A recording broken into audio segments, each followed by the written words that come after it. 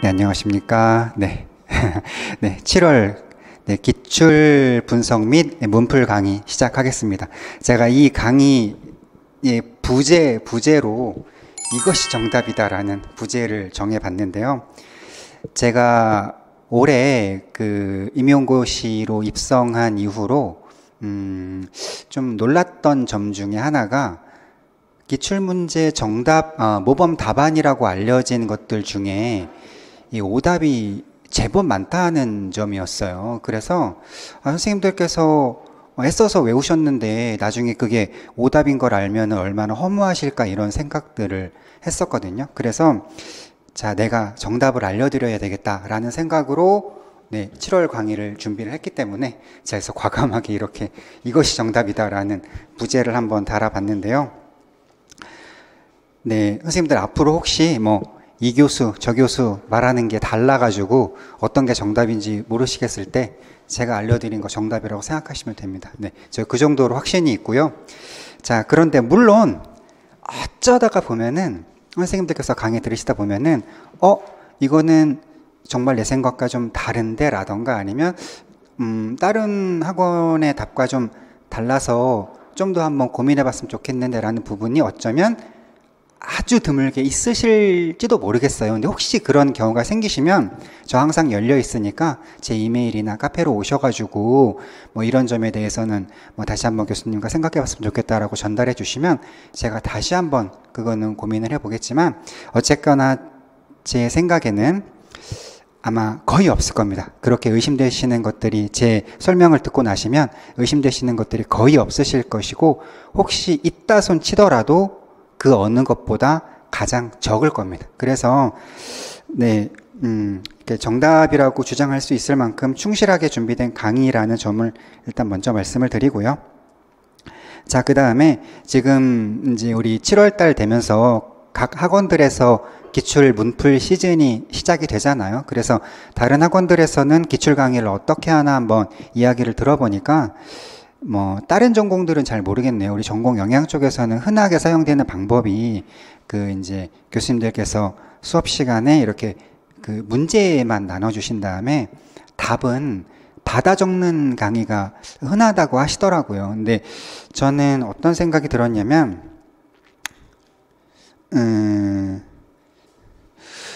사실 받아 적고 있으면은 팔만 아프죠. 이게 사실 사람이 여러 가지를 동시에 할 수 없기 때문에 받아 필기하면서 이해까지 같이 하기가 참 힘듭니다. 사실 그러다 보면은 이게 받아 적다 보면 이해는 잘 안 되고 그냥 받아 적기만 하게 돼요.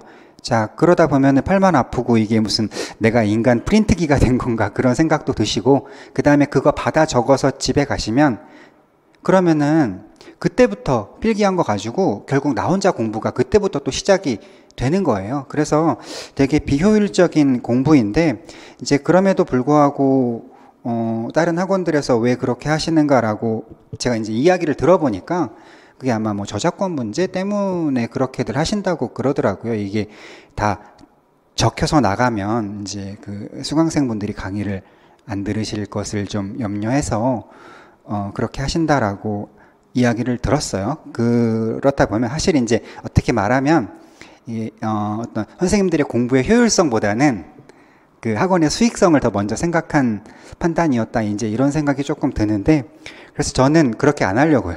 제 강의 자료 보시면 알겠지만 제가 생각하는 모범 답안이 강의 자료에 이미 다 적혀 있습니다. 그래서 선생님들께서 받아 적으실 필요 전혀 없으시고요. 우리 수업 동안 이해에 집중하시면 받아 적을 거 없으시고 이해에 집중하시면 되시고요. 그래서 그래서 제가 선생님들께 한 가지 정중하게 좀 부탁드리고 싶은 게 있다면은 제가 일단은 수익성보다는 선생님들의 공부 효율을 더 먼저 생각해 드린 것처럼 제가 딱 한 번만 부탁드릴게요. 이 자료는 다른 선생님들하고 공유하지는 않으셨으면 하는 부탁을 드리고 싶습니다. 그래서 선생님들 올해 이걸로 공부 잘 하시고 합격하시고 나서 연말에 그냥 버려주시는 걸로 제가 그렇게 부탁을 좀 드리고요. 자, 그리고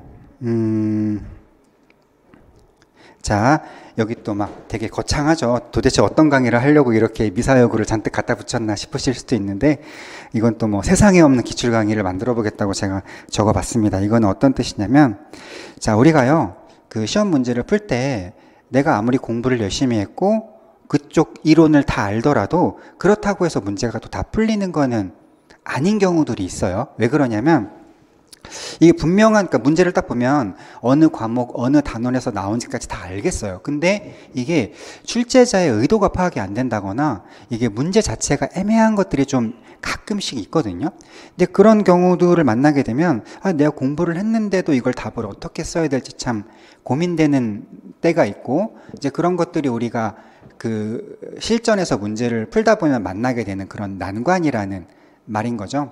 자, 그래서 저는 어떤 걸 또 도전해 보고 싶냐면, 우리 뭐 받아 적는 시간 많이 아꼈잖아요. 그런 시간들을 이용해 가지고 전 선생님들과 어디까지 나가보고 싶냐면,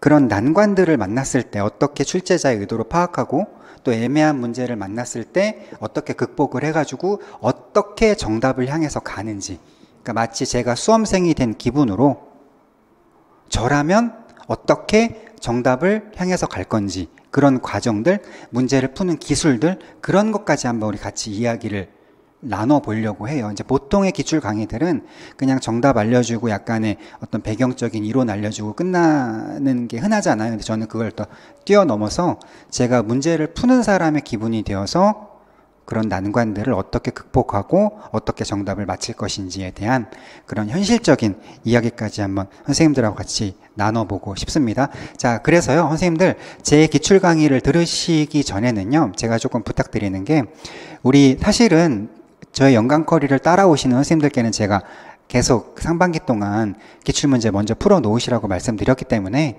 그 연강커리 타신 선생님들께서는 아마 대체로 지금 기출이 거의 풀려 있으실 건데, 근데 또 혹시 또 그 기출만 들으러 오신 그런 뭐 인강 선생님들이나 계실 수도 있기 때문에, 네, 그래서 지금 이제 공지사항을 드린다면은 되도록 문제를 먼저 좀 풀어 보신 다음에 강의를 들으시는 게 좋으실 것 같습니다. 왜냐하면 그 문제가 가진 애매함, 뭐 출제자의 의도 파악 이런 부분들이요, 선생님들께서 직접 문제를 풀으실 때 그게 더 잘 느껴져요. 그러니까 누군가의 설명을 듣기 전에 내가 직접 풀어봐야 이 문제 좀 애매한데 의도가 뭔지를 모르겠네, 그런 기분들이 직접 풀어보셔야 느껴지시거든요. 그래서 그런 것들을 느껴보신 다음에 그 다음에 저랑 같이 강의를 들으시면서 우리 교수님은 이런 상황에서 이렇게 대처하셨구나 하면은 그게 더 효과가 큰데, 그냥 바로 제 강의를 들으시게 되면은 이게 제가 막 이렇게 하니까 그게 원래 저렇게 하는 건지 저게 뭐 정말 애매했던 건지 이런 게 조금 그런 애매한 느낌이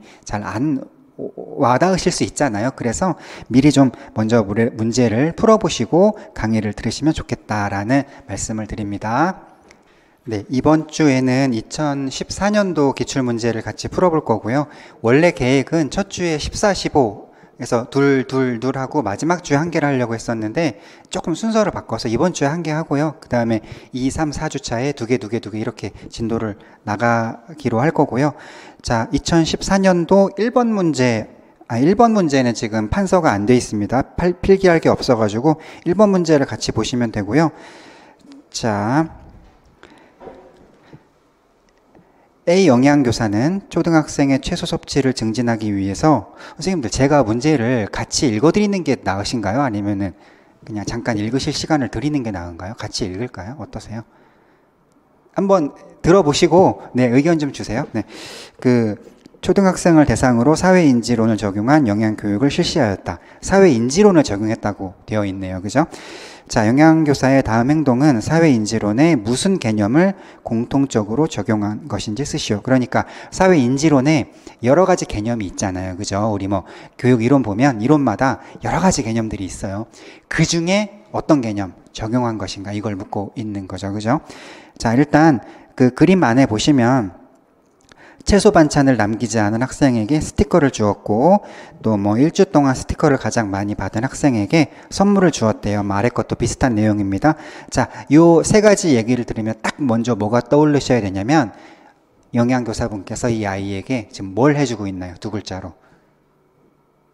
우리 약간 이 이론에 관련된 이야기로 설명하고자 한다면 보상을 해주고 있는 거죠. 그쵸? 자, 그래서 이렇게 스티커를 주었다, 뭐 선물을 주었다, 이런 이야기를 들으셨을 때, 아, 지금 보상해주고 있어. 이런 느낌이 딱 오셔야 돼요. 물론 약간 뭐 이런 보상이라는 말 대신에 사용할 수 있는 말이 좀 많이 있겠지만, 우리가 영양교육 이론이라는 이론은요, 그럴수록 약간 전문 용어들이 있고 우리가 그런 전문 용어들에 맞춰서 써주는 게 더 좋아요. 그래서 이런 경우에 뭐 예를 들어서 선물이요 뭐 이렇게 얘기하실 수도 있지만 이제 그런 부분보다는 전문 용어로 보상을 해줬다 이렇게 말씀하시는 게 더 좋고요.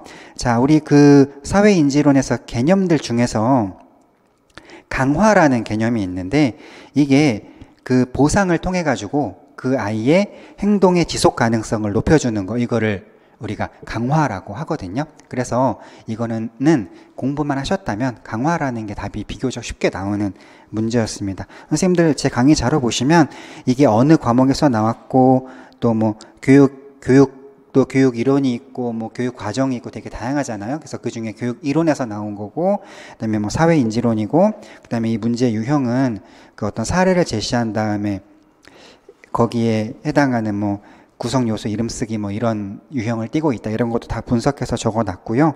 제가 뭐 난이도까지 두 가지로 구분해 봤어요. 난이도 평범과 어려움 두 가지로 구분했는데요. 원래는 상중하로 해볼까 해서 막 해봤었는데 하다 보니까 저 스스로가 너무 고민이 되는 거예요. 옵션이 3개나 있다 보니까 이 문제를 상으로 할지 중으로 할지 그런 게 고민이 돼가지고 그런 거에 또 시간 쓰기 싫어서 그냥 평범과 어려움 이렇게 두 단계로만 구분을 했습니다. 그래서 제가 느끼기에 답이 비교적 잘 나오는 거는 평범이라고 적어 드렸으니까 선생님들께서도 이 정도 문제는 내가 맞춰야 되겠다 이런 생각으로 공부하시면 됩니다.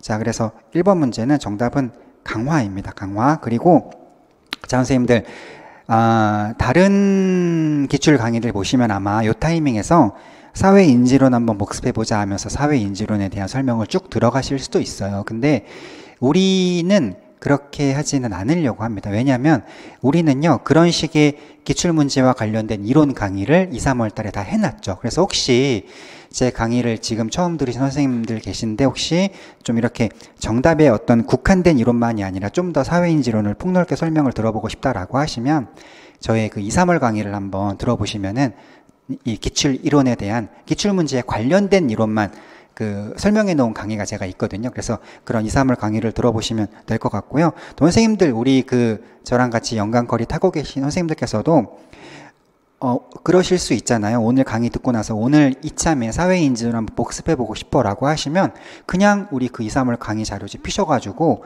영양교육 파트에서 사회인지론 찾아가지고 한번 쭉 다시 읽어보시는 식으로 공부하시면 되니까 제가 시간 많이 써갖고 사회인지론을 또 쭉 복습한다거나 그런 거는 좀 넘어가면서 이 문제를 푸는 데 있어서 직접적으로 관련성 있는 그런 이론들만 같이 점검해 보는 식으로 진도를 나가겠습니다. 그래서 해설에는 다른 개념들은 생략을 하고 강화라는 개념만 제가 좀 정리를 해 놨고요. 자, 2번을 가시면 자,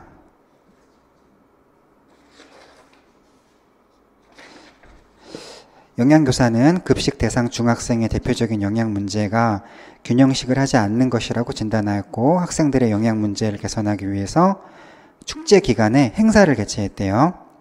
자, 그래서 행사 2가지가 아래 나와 있죠. 자, 가와 나에서 적용한 영양교육의 방법은 무엇인지 쓰라고 그랬네요. 이거는 영양교육의 방법에 대해서 묻고 있는 문제인데 우리가 영양교육 방법 하면 그 선생님들 제가 소재할 때도 보면 아까는 영양교육 이론이었는데 영양교육 이론이란 단원이었는데 지금은 영양교육의 방법이라는 단원에서 문제가 나왔다는 뜻이고 영양교육의 방법은 뭘 하는 단원이냐면 이제 말 그대로 교육 방법을 알려주는 단원이었었죠. 그래서 크게 나눴을 때 그 교육 방법 중에 토의형 방법들이 있었고 뭐 실험 실습형 방법들이 있었는데 이 토의형 방법에는 우리 최근에 되게 열심히 공부했던 뭐 배석식, 공론식, 강단식 이런 것들이 여기에 들어가는 방법들이고 그 다음에 뭐 실험 실습형 쪽에 지금 우리 문제가 나온 그런 뭐 조리 실습이나 캠페인 이런 것들은 우리 실험 실습형 쪽에 들어가 있는 그러니까 어떤 그런 뭐 마인드맵이라고 하죠. 그 어떤 한 과목에 단원의 그런 구조 같은 게 짜여져 있어야 또 공부하시기도 편하시니까 이런 것들은 교육 방법에 들어가고 교육 방법은 이렇게 나뉘고 지금 우리가 2번 문제는 실험 실습 쪽에서 나온 것이다. 이렇게 그 맵이 좀 잡혀 있으셔야 되겠습니다.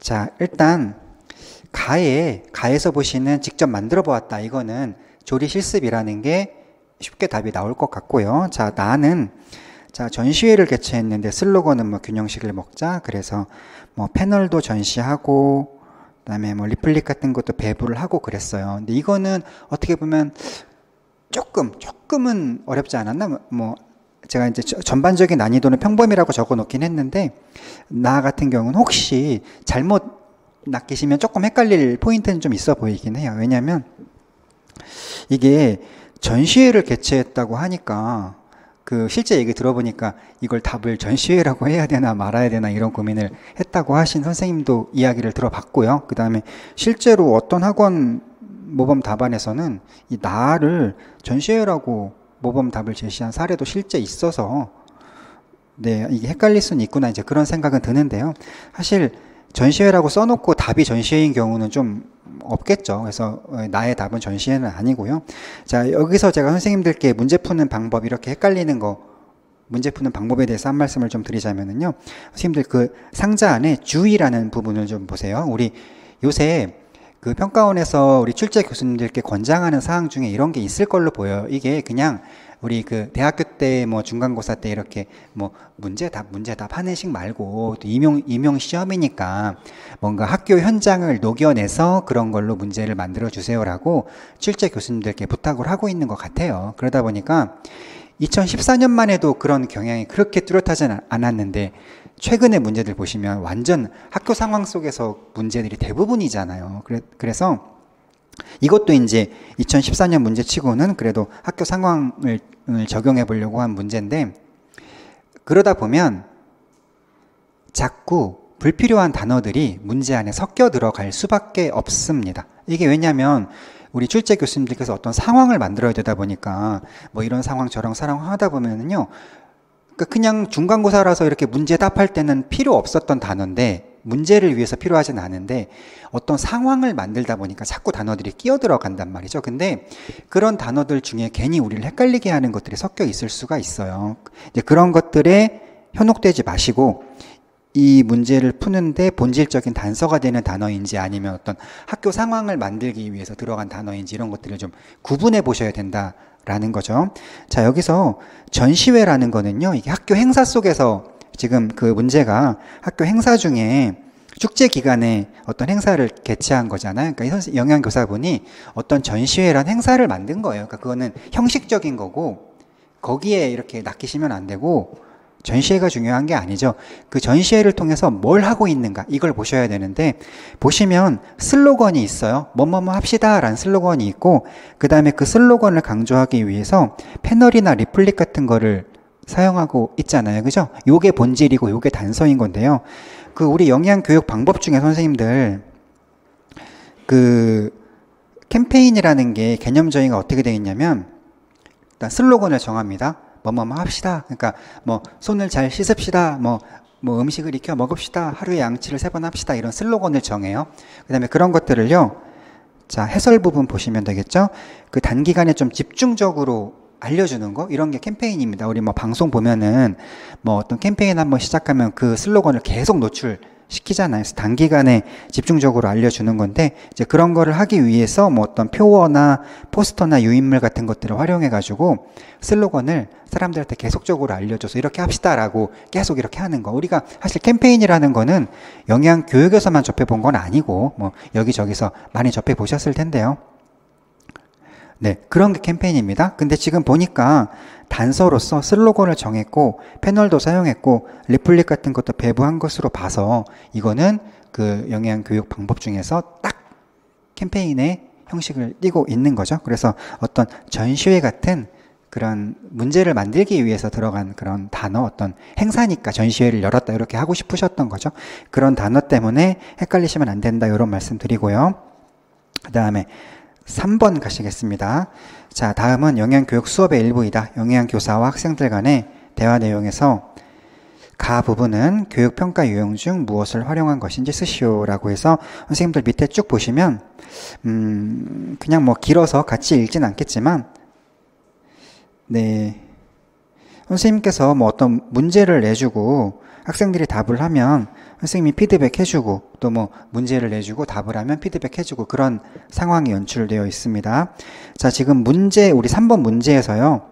교육평가 유형을 쓰라고 그랬죠. 네, 교육평가 유형, 평가 유형이 뭔지 답하라고 했습니다. 자, 선생님들 우리 영양교육 과목에서 어떤 평가인지 써야 되는 경우가요. 세 가지 타입이 있어요. 세 가지 타입. 조심하셔야 됩니다. 일단 평가라는 문제가 나오면요. 선생님들께서 진단평가, 형성평가, 총괄평가 이 세 개 중에 골라야 되는 문제인지 아니면 과정평가, 자원평가, 효과평가 이거 세 개 중에 골라야 되는 문제인 것인지 아니면 또 뭐 교육 전후 비교 연구, 뭐 미동질성 대조군 연구 이런 것들이 있어요. 뭐 몇 개 더 있는데 이 중에서 골라야 되는 것인지 뭔가 다음에 맞는 평가는 했을 때 이 중에 어떤 것에서 내가 골라야 되는 것인지 이걸 잘 캐치를 해내셔야지 됩니다. 자, 그런데 자, 일단 이 세 가지들의 차이점을 제가 좀 말씀을 드리면은요. 일단 진단, 형성, 총괄은요.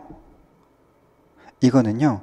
제가 선생님들 이거는 어제 적어놨는데 잠깐만요. 아, 그래. 주의 보시면은요.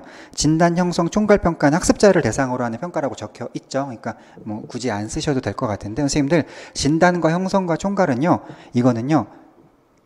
요게 포인트입니다. 학습자를 대상으로 하는 평가예요. 우리 예를 들어 이제 영양교육을 받으러 온 나의 학생들을 아니면 어디 수강생들을 대상으로 하는 평가 이게 포인트예요. 그래서 이 어떤 상황 제시된 부분이 교사가 학생들을 대상으로 평가를 하고 있는 상황이잖아요. 그러면 이거 중에 고르시는 거예요.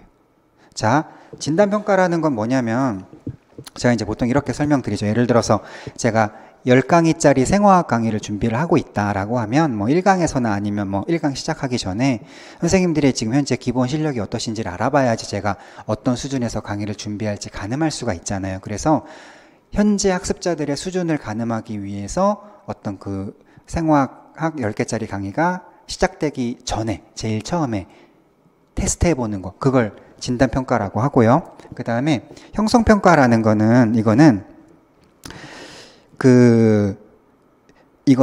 어디 적혀 있냐면 해설 부분에 적혀 있습니다. 단위 수업 중에 학습 목표를 달성했는지 여부를 확인하기 위해서 하는 평가거든요. 이게 무슨 말이냐면 요거는 예를 들어서 제가 생화학 강의를 그렇게 이제 진단평가 후에 선생님들의 그런 레벨을 파악하고 강의를 시작해서 1강, 2강, 3강, 4강 진도를 나가잖아요. 그러면 매 강의마다 이제 그런 매 강의를 단위 수업이라고 하는데 단위 수업마다 오늘 배워야 될 뭐 산화와 환원이라는 개념을 선생님들께서 이해를 하셨는지를 제가 확인하기 위해서 오늘의 학습 목표를 달성하셨는지 확인하기 위해서 그냥 그날 질문하고 대답하시면 피드백 드리고 이런 게 네, 지금 보시는 형성평가라는 것입니다. 그렇죠?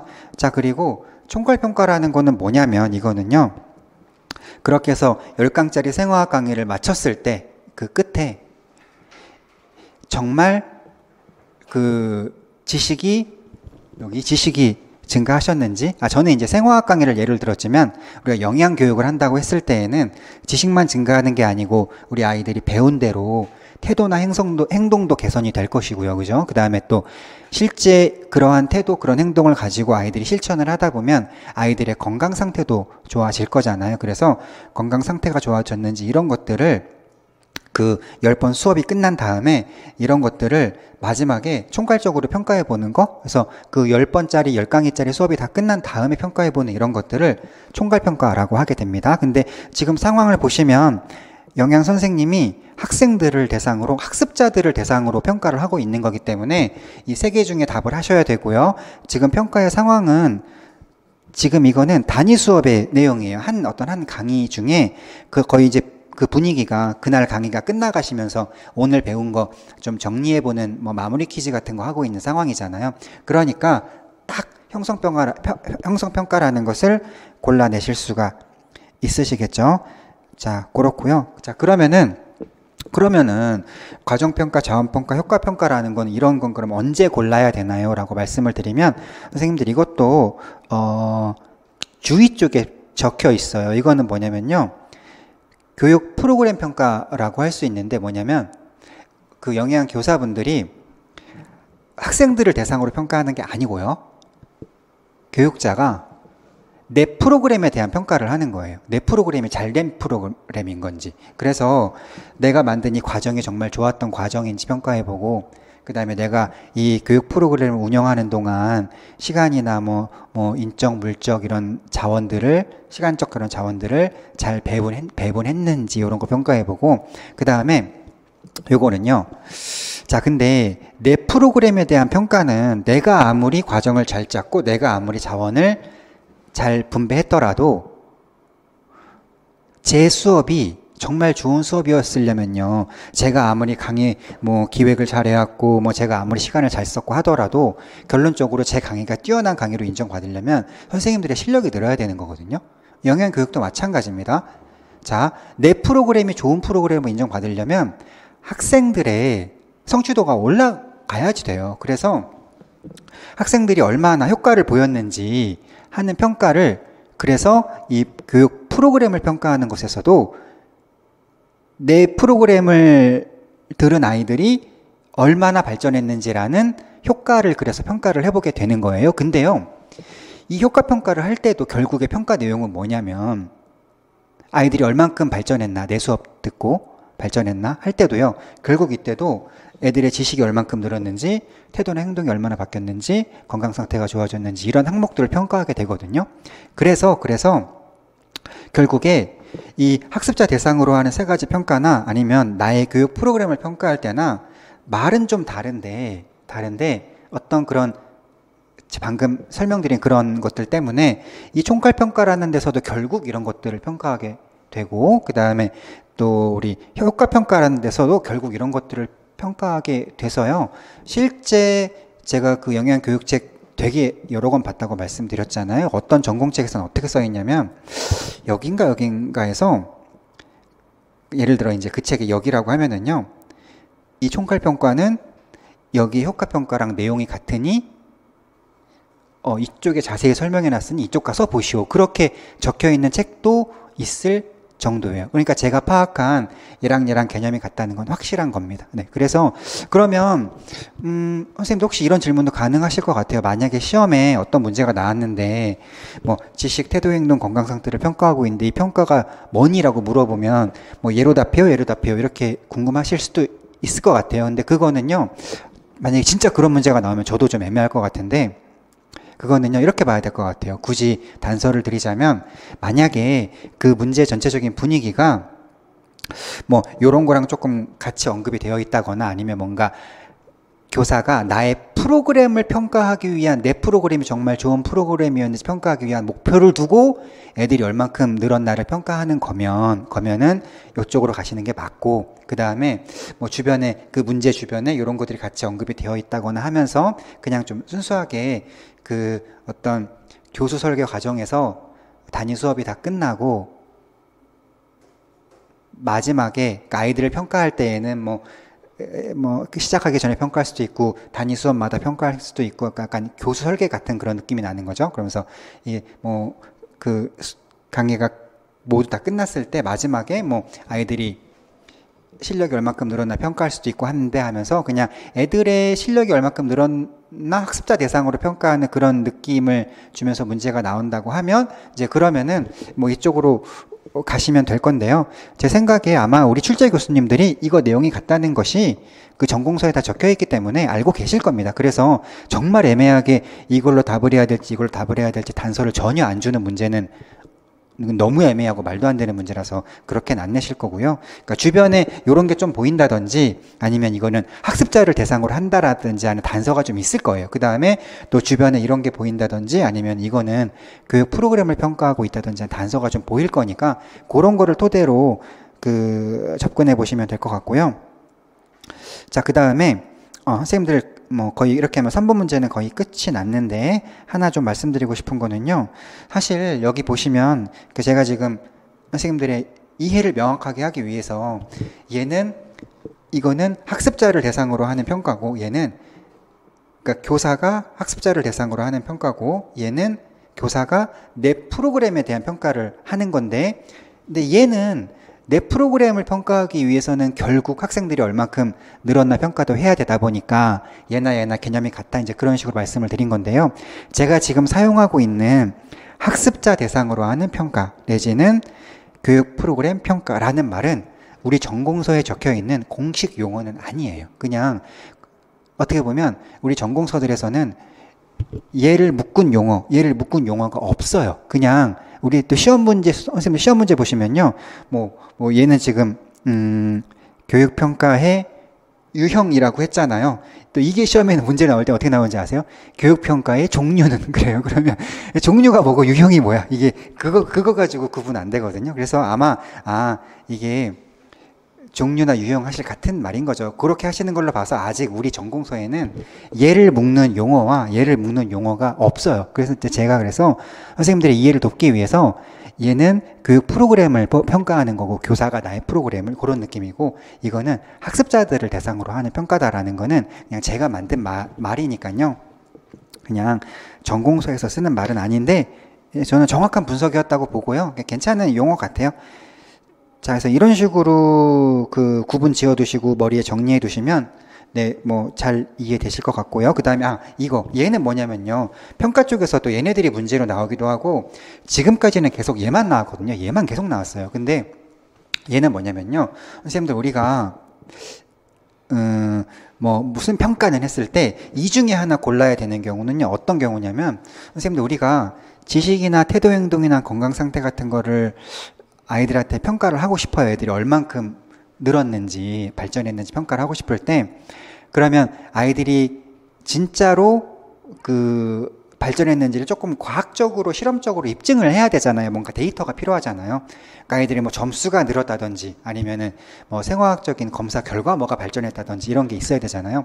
그래서 우리가 이제 그런 경우를 평가를 위한 이 문제는 조금 뒤에 나오긴 나오는데 뭐라고 하냐면 우리가 효과평가나 총괄평가를 잘하기 위한 스터디 디자인이라고 해요. 어떤 연구를 설계하는 거죠. 연구 설계. 뭐 실험 설계 이런 것처럼 연구를 설계하는 거예요. 근데 자, 교육 전후 빙교 연구라는 거 뭐냐면요. 이거는 뭐 실험군만 있고 대조군이 없어요. 그냥 나의 아이들만 있어요. 나의 영양 교육을 안 받은 아이들은 확보가 안 됐어. 이랬을 때 물론 대조군이 없기 때문에 조금 한계는 있지만 그냥 나의 아이들이 교육을 받기 전과 교육을 받은 후에 얼만큼 생화학적인 그런 수치가 좋아졌고 시험을 통해서 지식이 얼마나 발전했고 이런 것들을 교육을 받기 전과 후를 비교해 봐야 되겠다. 난 이런 식으로 스터디를 디자인하고 연구를 진행해야 되겠다라고 하면은 이게 답이 되는 거고요. 그 다음에 좀 더 전문적으로 들어가서 비교군, 대조군 다 설정해 놓고 난 이런 식으로 스터디를 설계할 거야. 그래서 나중에 이 평가의 차례가 왔을 때 나는 그런 식으로 실험군, 대조군 다 정해 놓고서 그 다음에 연구할 거야. 이런 식으로 스터디 디자인을 하셨다고 하면 답이 이제 이쪽이나 이쪽으로 가시는 게 되겠죠. 그래서 이 3번 중에서 이 중에 어느 하나를 골라야 되는 문제가 나올 때는요. 그 문제 중에 어떤 뉘앙스가 느껴지냐면 어떤 실험을 설계하는 느낌, 스터디를 디자인하는 느낌, 뭔가 설계 이런 말들이 좀 문제 안에 언급이 돼요. 영양교사가 뭘 설계하고자 한다. 이런 게 문제 속에 들어가요. 스터디 디자인이라고 하기 때문에 설계하고자 한다. 이런 말. 그 다음에 딱 느낌이 요거를 분석하고 싶은데 실험군, 대조군이 있어가지고 어떻게 할 거고, 대조군이 없어갖고 실험군만 갖고 어떻게 할 거고, 이런 식으로 뭔가 스터디를 디자인하는 느낌이 난다. 그러면 이 중에 하나를 골라갖고 답을 쓰시는 겁니다. 그래서 평가 관련된 문제가 나왔을 때 제일 어려운 점이, 여기서 골라야 될지, 여기서 골라야 될지, 여기서 골라야 될지, 그게 헷갈리실 수가 있는데, 그거는 이런 식으로 교통 정리를 해드리면 될 것 같습니다. 네, 4번 문제입니다. 자, 선생님들 그 매 문제마다 모든 문제마다 약간 정도씩의 필기는 있으신데요. 이거를 만약에 딱 보시고서 저 내용 내가 알지 싶으시면 굳이 안 적으셔도 되고 도움이 되실 것 같다라고 하시면 적으시면서 따라오시면 됩니다. 자, 뭐 생화학 관련된 문제네요. 자, 선생님들 우리 산화 환원 맨날 우리 괴롭히는 거죠, 그죠? 자, 지금은 이제 벌써 우리 하반기가 시작됐기 때문에 지금은 제가 이제 뭐 막대기 움직이고 이런 거는 안 보여드리려고요. 하고요. 지금은 그래서 이제 암기적으로 포인트가 되는 것만 좀 암기할 타이밍이 맞다 싶거든요. 자, 선생님들 일단 근데 요거는 대신에 가져가셔야 됩니다. 뭐 막대기 움직여보고 이런 거는 지금 안 하더라도요. 자, 일단 선생님들 산화라고 하면 얘가 전자를 잃어버렸구나. 좀 전자가 가난해졌구나. 전자를 잃어버렸구나. 이 느낌은 좀 오셔야 돼요. 그 말의 의미. 그 다음에 환원이라고 하면은 선생님들 왠지 환원이라고 하면 뭔가 회복 이런 게 좀 떠오르지 않으세요? 뭐 환원되었다라고 하면 그쵸. 우리 뭐 환수 이럴 때도 뭐 다시 뭔가 가져온 그런 느낌이 나잖아요. 환원되었다고 하면 회복되었다 이런 느낌이거든요. 그래서 전자를 어디선가 도로 가져왔다 이런 느낌이 환원이라는 말 속에 있어요. 그래서 산화라고 그러면은 뭔가 없어진 거, 전자가 없어진 거. 환원되었다라고 하면 전자로서 가져온 거. 이제 이런 느낌이 좀 나셔야 되는데, 자, 선생님들 이렇게 탄소 사이에 탄소와 탄소입니다. 탄소 사이에 단일 결합, 뭐 싱글 본드 단일 결합이 있다가 이게 이중 결합으로 바뀌면은요. 자, 혹시 이거 막대기 움직여서 얘는 지금 전자 잃었네라는 게 보이시면 좋은데 그게 혹시 만약에 아직 잘 안 보이시면 이제는요 외우실 단계에 들어갔다고 보여요. 그냥 외우셔도 돼요. 사실 뭐 이해 못하고 외워도 되죠. 그냥 외우세요.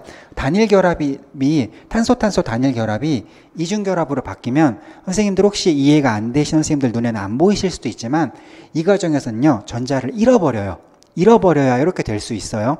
그럼 우리가 이걸 산화라고 할까요? 환원이라고 할까요?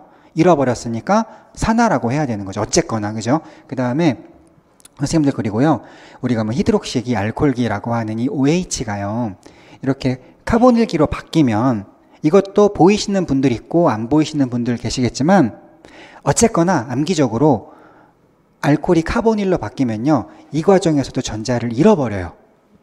이것도 산화입니다. 그래서 물론 몇 가지가 더 사례가 있긴 한데 선생님들 생화학 공부하시면서 가장 대표적인 두 가지 산화라고 하면은요 이렇게 싱글이 더블로 바뀌거나 아니면 그렇게 알코올기가 카보닐로 바뀔 때, 요럴 때 이 두 가지가 가장 대표적인 산화라는 거예요. 자, 근데 우리가 전자를요, 누군가 잃어버리면 그게 허공에서 떠돌지 않아요. 그 전자를 누군가 잃어버리면 누군가 가져가죠. 그쵸?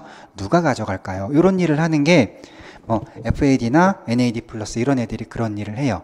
자, 근데 보통 제가 뭐 100%인지까지 장담은 못하겠지만 거의 한 99% 아주 높은 확률로 이렇게 싱글이 탄소 단일 결합이 이중 결합으로 바뀔 때 얘가 산화되었다는 건 전자를 잃어버렸다는 거잖아요. 그렇죠? 얘가 잃어버린 전자를 가져가는 애는 거의 대부분 FAD가 가져갑니다. 거의 대부분 이렇게 둘이 짝꿍이에요. 얘가 잃어버리면 거의 대부분 얘가 가져가요. 그럼 얘는 전자를 가져가면 어떤 모습으로 바뀌더라요? 그렇죠. FADH2로 바뀝니다. 그렇죠? FADH2로 바뀌고요. 그 다음에 그리고 뭐 왜 여기는 FAD고 여기는 NAD 플러스고 여기는 뭐 NADH고 얘는 뭐 FADH2고 이런 거는요. 그냥 이것도 그냥 외우세요. 예전에는 제가 뭐 그런 분자 구조 다 보여드리고 그랬었는데 지금은 그럴 시간은 없으니까 그냥 외우세요.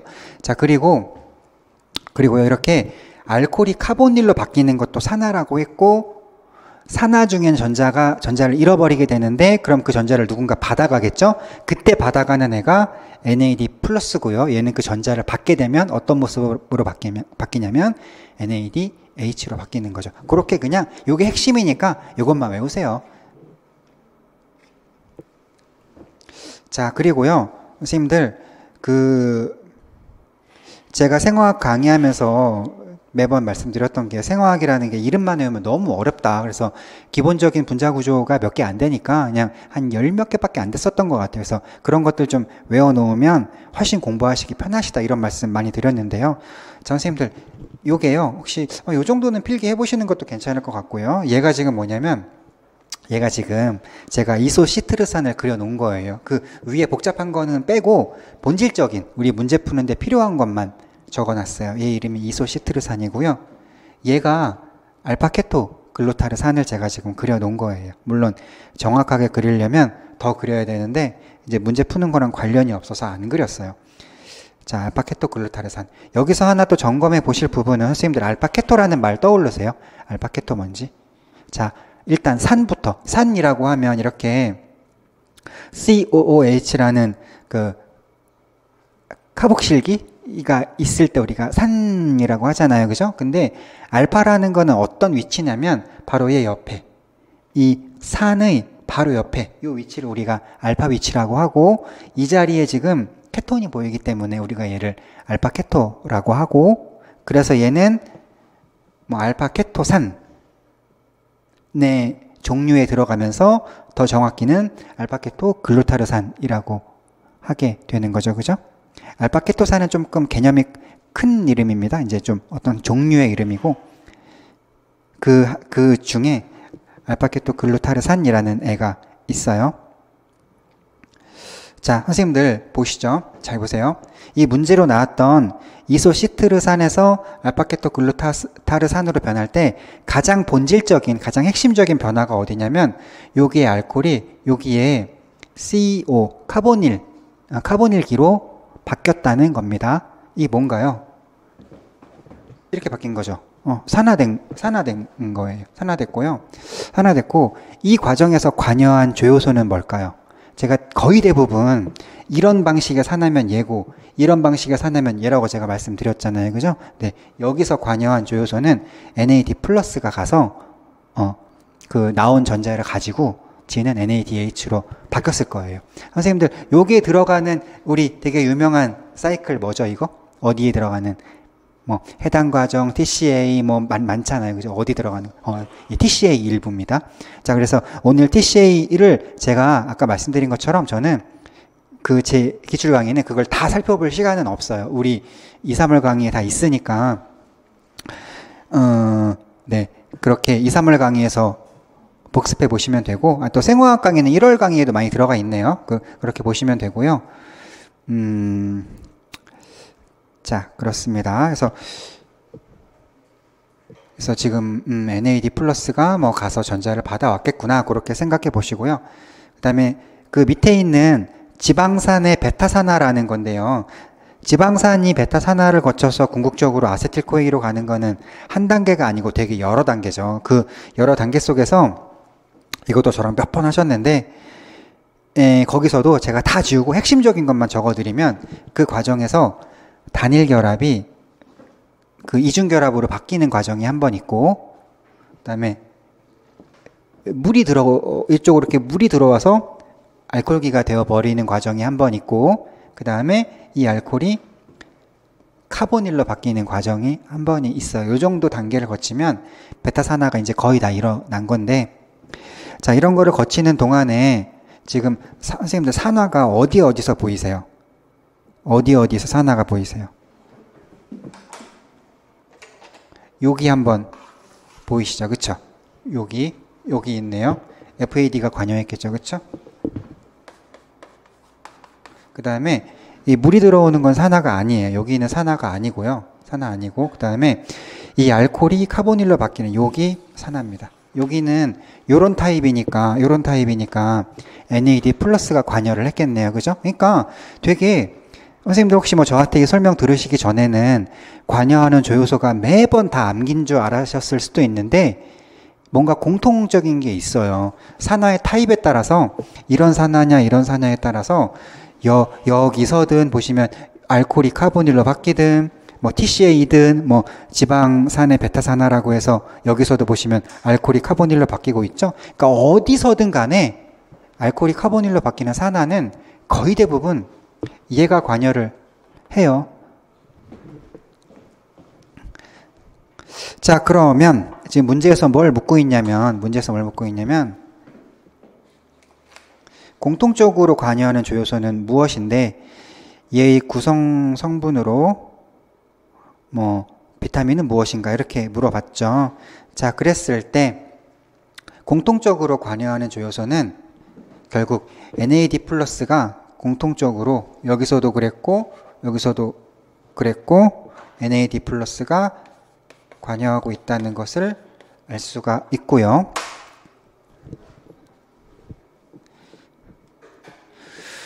자, 그 다음에 이것을 구성하는 비타민은 무언가 이렇게 물어봤었죠. 그래서 자, 이제 정답을 한번 보시면은요. 자, 관여한 조효소는 NAD라고 제가 적어놨고 그 NAD를 구성하는 비타민은 뭐 비타민 B3나 뭐 나이아신, 니아신 이렇게 답을 하시면 됩니다. 선생님들께서 여기서 조금 헷갈리실 수 있는 게 선생님 아까 화학 이렇게 이제 생화학 뭐 대사 과정 보여줄 때는 NAD 플러스라고 해놓고 나서 정답은 또 왜 NAD라고 했나요? 이렇게 질문하실 수도 있고 그 다음에 뭐 그동안 생화학 공부하실 때 NAD와 NAD 플러스의 차이가 궁금했어요. 이런 거 네, 뭐 혹시 제 강의를 지금 처음 보시는 선생님이 계신다고 하면 궁금하셨어요? 라고 하실 수도 있는데요. 그 주의사항의 표 보시면은요. 선생님 우리가 그 생화학 대사 과정을 구체적으로 그릴 때 이 조효소가 그 전자가 부족한 상태인지 아니면 전자여서 가져온 상태인지 이거를 명확하게 표시를 해야 될 때 NAD의 경우 전자를 가져온 모습일 때는 NADH라고 정확하게 써줘야 되고요. 그 다음에 전자를 아직 가져오기 전 없는 상태일 때는 NAD 플러스라고 정확하게 써줘야 돼요. 이 대사 과정에서는. 그리고 FAD 같은 경우도 그 산화된 형태, 전자를 잃어버려진 전자가 없는 형태라고 할 때는 FAD라고 정확하게 써주시고 얘가 어디선가 이런 애가 얘로부터 전자를 가져왔을 때는 FADH2로 바뀐다라고 그 환원된 형태, 뭔가 회복된 형태는 FADH2다라고 정확하게 적어주셔야지 됩니다. 그래서 대사 과정을 적을 때 산화된 형태인지 환원된 형태인지를 정확하게 표시할 때는 뭐 NAD 플러스 이렇게 써주셔야지 되는데 우리가 뭔가 이렇게 사람들하고 얘기를 할 때 산화형인지 환원형인지 구분하지 않고 그냥 그 조효소의 대표 이름으로 언급을 할 때는요 그냥 NAD라고 해버려요. 그래서 지금 이 문제 같은 경우는 문제에서 묻고 있는 뉘앙스가 뭔가 이렇게 예를 들어서 뭐 이렇게 문제가요 만약에 선생님들 문제가 만약에요 이렇게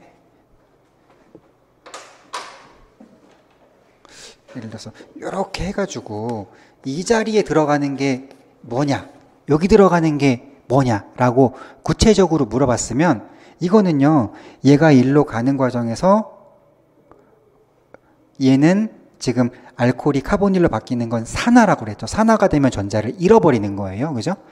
거기서 나온 전자를 받을 거잖아요. 그쵸? 그러면 받아서 NADH가 될 거니까 얘는 받기 전의 모습인 NAD 플러스가 되겠죠. 이런 경우에는 산화된 형태인지 환원된 형태인지를 명확하게 써줄 필요가 있어요. 그래서 여기다 막 괄호치고 여기에 들어갈 게 뭐니 이렇게 물어보면 그럴 때는 NAD 플러스 이렇게 써줘야 되지만 그렇게 산화형 환원형 구분하지 않고 문제에서 묻고 있는 게 이 조효소는 뭐야? 이런 식으로 이 조효소의 어떤 대표 이름격을 물어보고 있는 느낌이 날 때는 그냥 NAD라고 쓰시면 됩니다.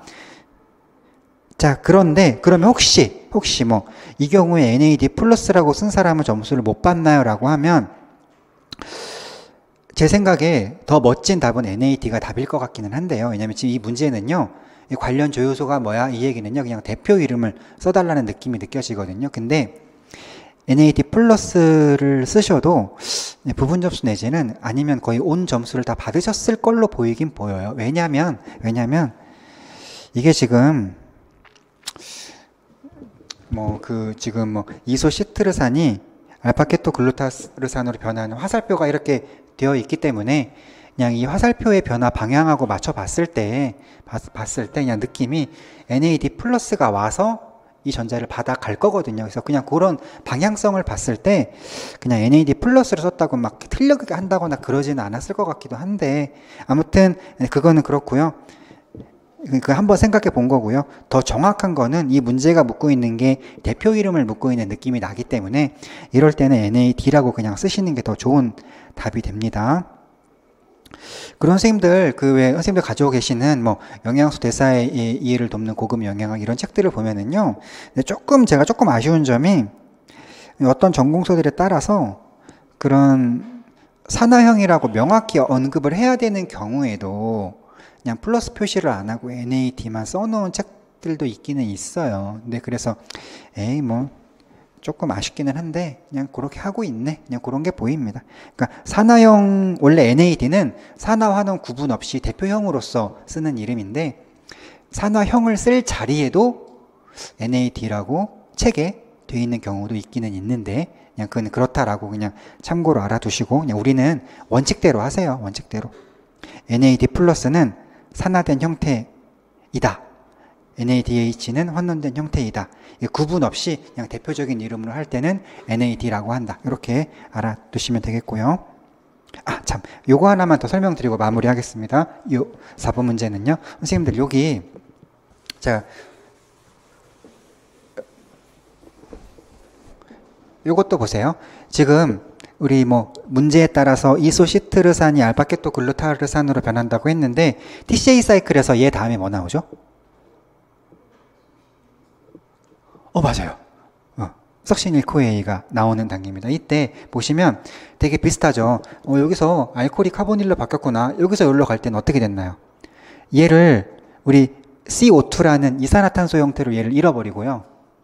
이 자리에 우리 코엔자임 A가 들어와서 붙은 거예요. 그러면 알파케토글루타르산이 석신1코A로 바뀌게 됩니다. 요거는 그냥 겸사겸사.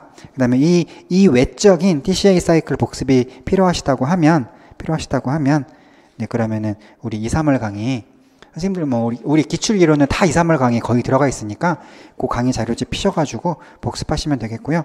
자, 5번으로 가셔가지고, 자, 뭐 어떤 영양소의 연령별 권장 섭취량과 특성에 관한 내용이다. 영양소는 무엇이고, 기억은 무엇인가? 자, 이 문제는 그냥 평범했다고 보이고요. 쭉 읽어보시면 이 영양소가 하는 뭐 지금 섭취량도 나와 있고 뭐에 대해 관여하고 발달 촉진하고 해서 기능도 나와 있고 그다음에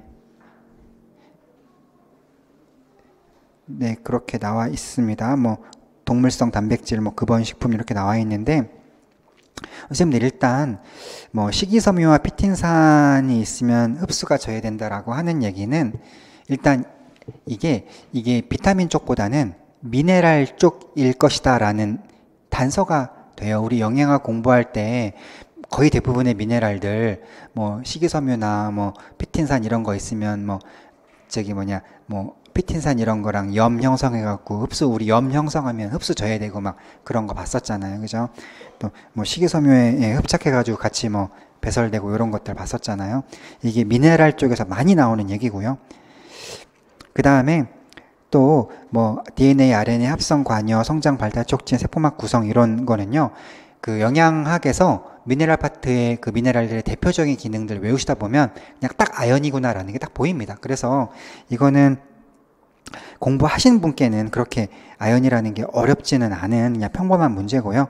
그 다음에 혈액 안에서 얘의 운반치하면 알부민이라고 답을 하시면 되겠죠. 이것도 약간 주의하실 점이 왜 그랬는지 모르겠는데 이거의 정답을 뭐 메탈로티오네인이라고 제시하는 분들이 좀 계셨어가지고 그거 아니죠. 왜냐하면 그 메탈로티오네인은 혈액 안에서 운반체가 아니고요. 그 소장 점막세포 안에서 아연과 결합해 있는 그랬다가 어떻게 썼죠? 그랬다가 얘가 필요하다고 하면 혈액 쪽으로 넘겨주고 안 필요하다고 하면은 그 점막세포라는 게 수명이 있으니까 탈락되잖아요. 그때 아연과 함께 같이 배설되어 버리고 이런 거 기억나시죠? 이런 식으로 점막세포 안에 들어있는 게 메탈로티오네인이고 이것이 혈액 안에서 이동할 때 혈액 안에서의 운반체는 알부민이라고 답하시면 되고요.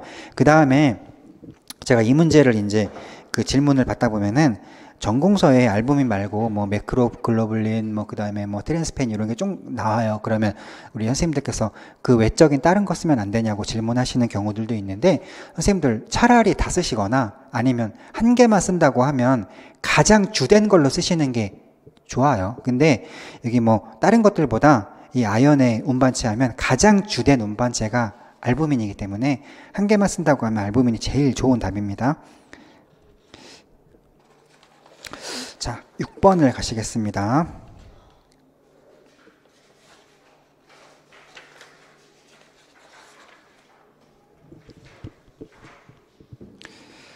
자, 선생님들, 이 식품 교환표 통해서 그 교환 단위수 계산하시는 거, 이거,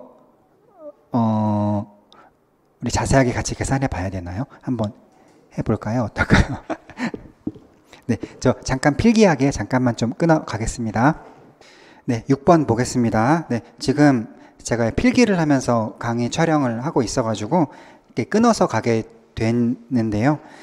자, 6번 보시면은 지금 그 선생님들 해설 부분에 보시면 어떻게 문제를 푸는지가 자세히 적혀 있어요. 그래서 보시고 따라오시면은 거의 이해는 되실 것 같은데, 자, 일단 포인트만 좀 짚어 드릴게요. 일단 우리가 암기로 알고 있어야 되는 게 뭐냐면 각 식품마다 1교환 단위로 치는 것의 무게가 얼마인지는 알고 계셔야 돼요. 그래서 이거를 자세히 외우시는 분들은 정말 자세하게 막 몇십 개 되는 거를 암기에 도전하시고, 저는 지난번에 말씀드렸지만 지금까지 기출 문제만 보면 그렇게 엄청 많이 안 외워도 대표적인 식품 몇 개만 외워놔도 풀 수 있는 정도 선에서 지금까지는 문제를 그 출제가 되어 왔다, 이렇게 말씀드렸었죠.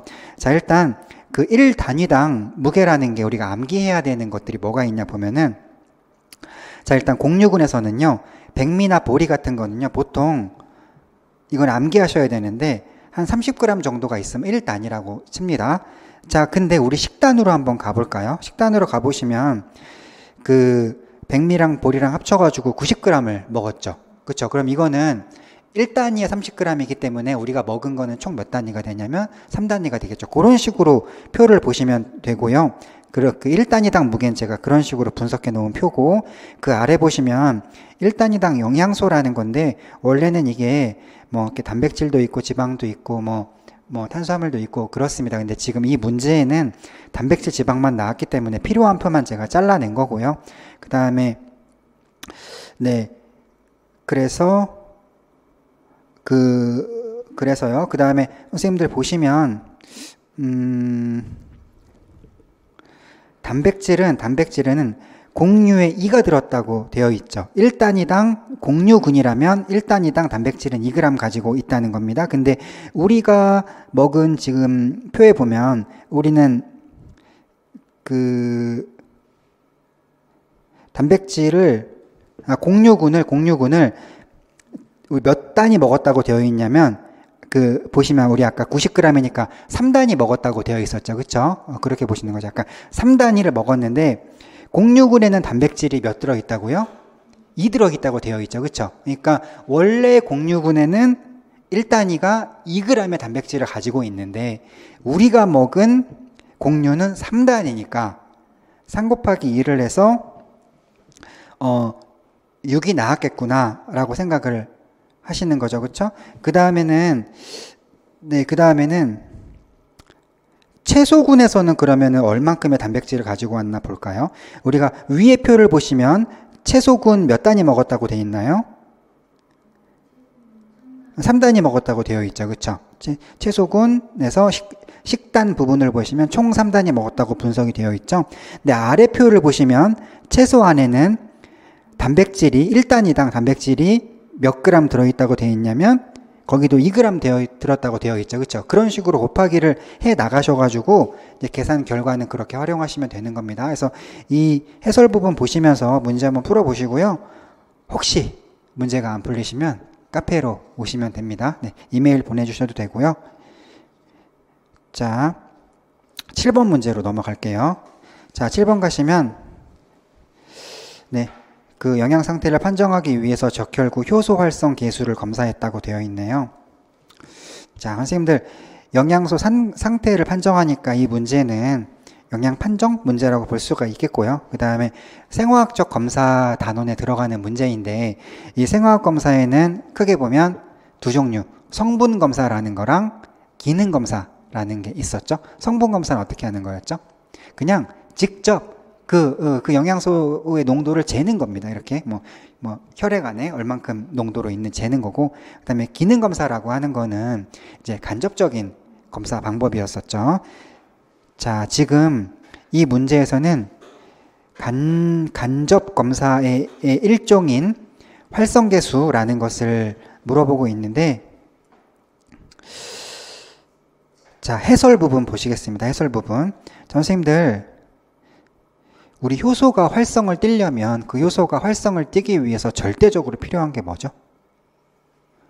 효소가. 우리 모든 효소는, 어떤 효소든 효소가 활성을 띠려면은 절대적으로, 반드시는 아니지만 보통 필요로 하는 게 있어요. 그게 조효소.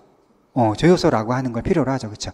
효소라는 게 활성을 띠려면 조효소라는 게 필요해요. 자기마다 짝꿍이 있죠. 우리 아까 그 생화학에서 봤었던 산화과정 하면은요, 보통 디하이드로게나제라는 그 효소가 많이 작용을 하지만, 개할 때 필요한 조효소가 뭐였죠? 방금 봤었던 NAD나 FAD 이런 조효소들이 그 디하이드로게나제라는 효소를 도와주는 거죠. 그렇죠? 그래서 나제, 디하이드로게나제 이런 애들은 효소고, 이거를 도와주는 애들을 조효소라고 하죠. 그렇죠? 그래서 효소가 활성을 띠려면 조효소가 도와줘야 된다. 이런 관계는 알고 계셔야 됩니다. 자, 그래서 효소가 활성을 띠려면 조효소가 필요한데, 그 조효소를 구성하는 건 또 뭐였죠? 알고 보니까 비타민들이, 그 중에서도 비타민 B 시리즈에 있는 애들이 조효소를 많이 구성하고 있었어요. 그러면 이제 어떤 연결고리가 만들어지냐면, 우리가요, 비타민 섭취를 불량하게 해요. 비타민이 체내에 부족해요. 그럼 그게 부족하다 보니까, 비타민이 부족하면 뭐 또 같이 부족해지냐면 조효소도 같이 부족해지겠죠? 비타민이 없으면 조효소가 안 만들어지는 거예요. 비타민을 가지고 조금 가공을 하면, 비타민을 좀 가공하면 조효소가 만들어지거든요. 그러면 조효소가 부족하면 또 어떤 일이 일어날까요? 걔의 도움을 받아야 되는 효소의 활성을 띠지가 않겠죠. 그래서 우리가 어떤 테스트를 해볼 수가 있냐면, 예를 들어서 트랜스케톨라제라는 효소를 갖다가 테스트를 해보기로 해요. 제 혈액을 채취합니다. 해갖고 제 혈액 안에 있는 좀 전문적으로 얘기하면 적혈구 안에서 트랜스케톨라제를 가지고서 막 실험을 해봐요. 그랬을 때 제 혈액 안에 있는 적혈구에 있는 트랜스케톨라제가, 이 효소가 활성을 띠는지 한번 봤어요. 그랬더니 예를 들어서 그냥 제가 대충 말했을 때 어떤 액티비티 점수가 뭐라고 할까요? 한 100점이 나왔어요. 100점 정도가 나왔어요. 근데 제 혈액 안에다가, 잘 들어보세요, TPP라는 조효소를 이번에는 넣어준 다음에 다시 한번 제 혈액에서 채취한 적혈구에 들어있는 트랜스케톨라제 활성을 다시 한번 재봤더니, 이번에는 이 트랜스케톨라제 액티비티가 200으로 올라갔어요. 아까는 100점이었는데 TPP를 넣어주고 역할을 다시 쟀더니 이 트랜스케톨라제의 활성이 200으로 점프를 해버렸어요. 이게 무슨 상황을 얘기하는 거냐면, 제 혈액 안에, 적혈구 안에는 트랜스케톨라제는 있지만 TPP가 상당히 없었다는 걸 의미하는 거예요. 그죠? 다시 한번, 제 혈액에서 채취해서 적혈구에서 어떻게 해가지고 그 안에 들어있는 트랜스케톨라제라는 효소를 가지고 역가를 재는, 활성을 재는 실험을 해봤더니, 걔가 그냥 아무 처리 안 하고 그냥 재봤더니 100점을 받았어요.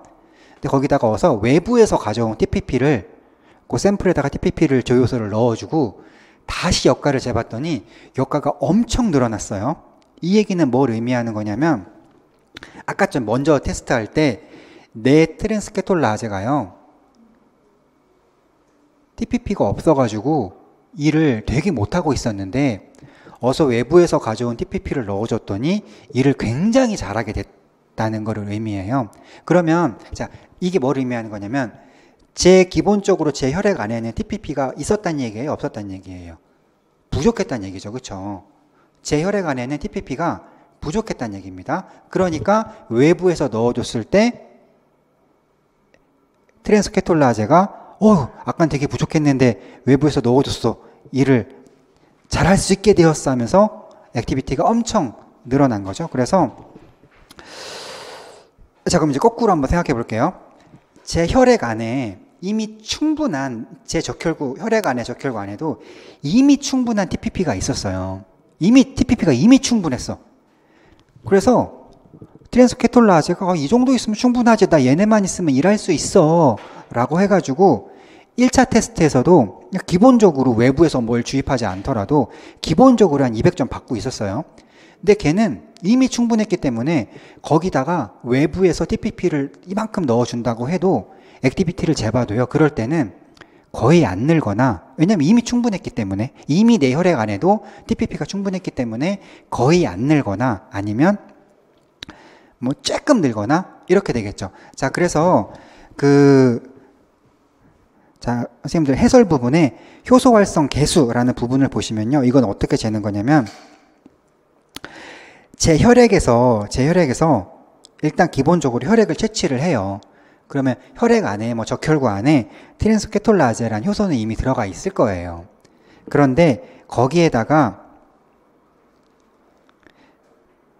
그 효소와 짝꿍을 이루는 트랜스케톨라제의 경우에는 TPP랑 짝꿍입니다. TPP를 안 넣어주고 한번 역할을 재보고 TPP를 넣어주고 한번 역할을 재봐요. 그랬는데 TPP를 넣어줬을 때 얘가 일을 너무 갑자기 잘하게 되면 우리가 너 아까 TPP 없었구나, 이런 결과가 나오는 거거든요. 그래서 이거를 활성 계수를 측정했을 때 얘가 1보다 너무 많이 올라가 버리잖아요. 그러니까 이게 TPP를 넣어주고 말고 상관없이 원래도 200점, 그 다음에도 200점이면 200 나누기 200이니까 값이 1이 나올 거예요. 그죠? 이때는 TPP를 넣어주기 전이나 후나 그냥 일을 똑같은 점수 200점, 200점 받았네? 너는 TPP를 넣어준다고 해서 일을 더 잘하게 되진 않았네? 원래 TPP가 많았구나? 이렇게 해석할 수 있는 점수가 1이에요. 1. 근데 얘가 TPP 넣어주기 전에 100점이었는데 그러니까 기본적으로 내 혈액만 갖고 있더니 100점 받았던 효소가 TPP를 어디서 가져와서 추가시켜놓고 그 역할을 쟀더니 200점을 받아버리면 걔는 활성이 2배로 점프를 한 거거든요. 야, 너 아까 얼마나 TPP가 부족했으면 일을 그렇게 못했어. 내가 외부에서 TPP를 넣어줬더니 2배로 일을 잘하네? 그럼 이때는 2가 나와요. 그죠? 그래서 이 활성 계수라는 애가 너무 1보다도 너무 높게 나와버리면 얘는 그만큼 너 외부에서 넣어줬더니 이렇게 일을 잘하는 걸로 봐서 아까는 조효소가 엄청 부족했구나, 이런 상황이 되는 거기 때문에 이때는 그 활성 계수라는 숫자가 너무 높게 나올수록 안 좋은 겁니다. 그쵸? 선생님들께서 혹시 성분 검사랑 착각하셔가지고, 우리 성분 검사는요 오히려 수치가 좀 낮게 나오면 부족한 거고 높게 나오면 정상인 거고 뭐 그런 경향이 있잖아요. 근데 성분 검사 쪽 말고 효소 활성 계수 검사 쪽에서는요 원리가 조금 달라서 1을 기준으로 해서 1보다 너무 높게 나와버리면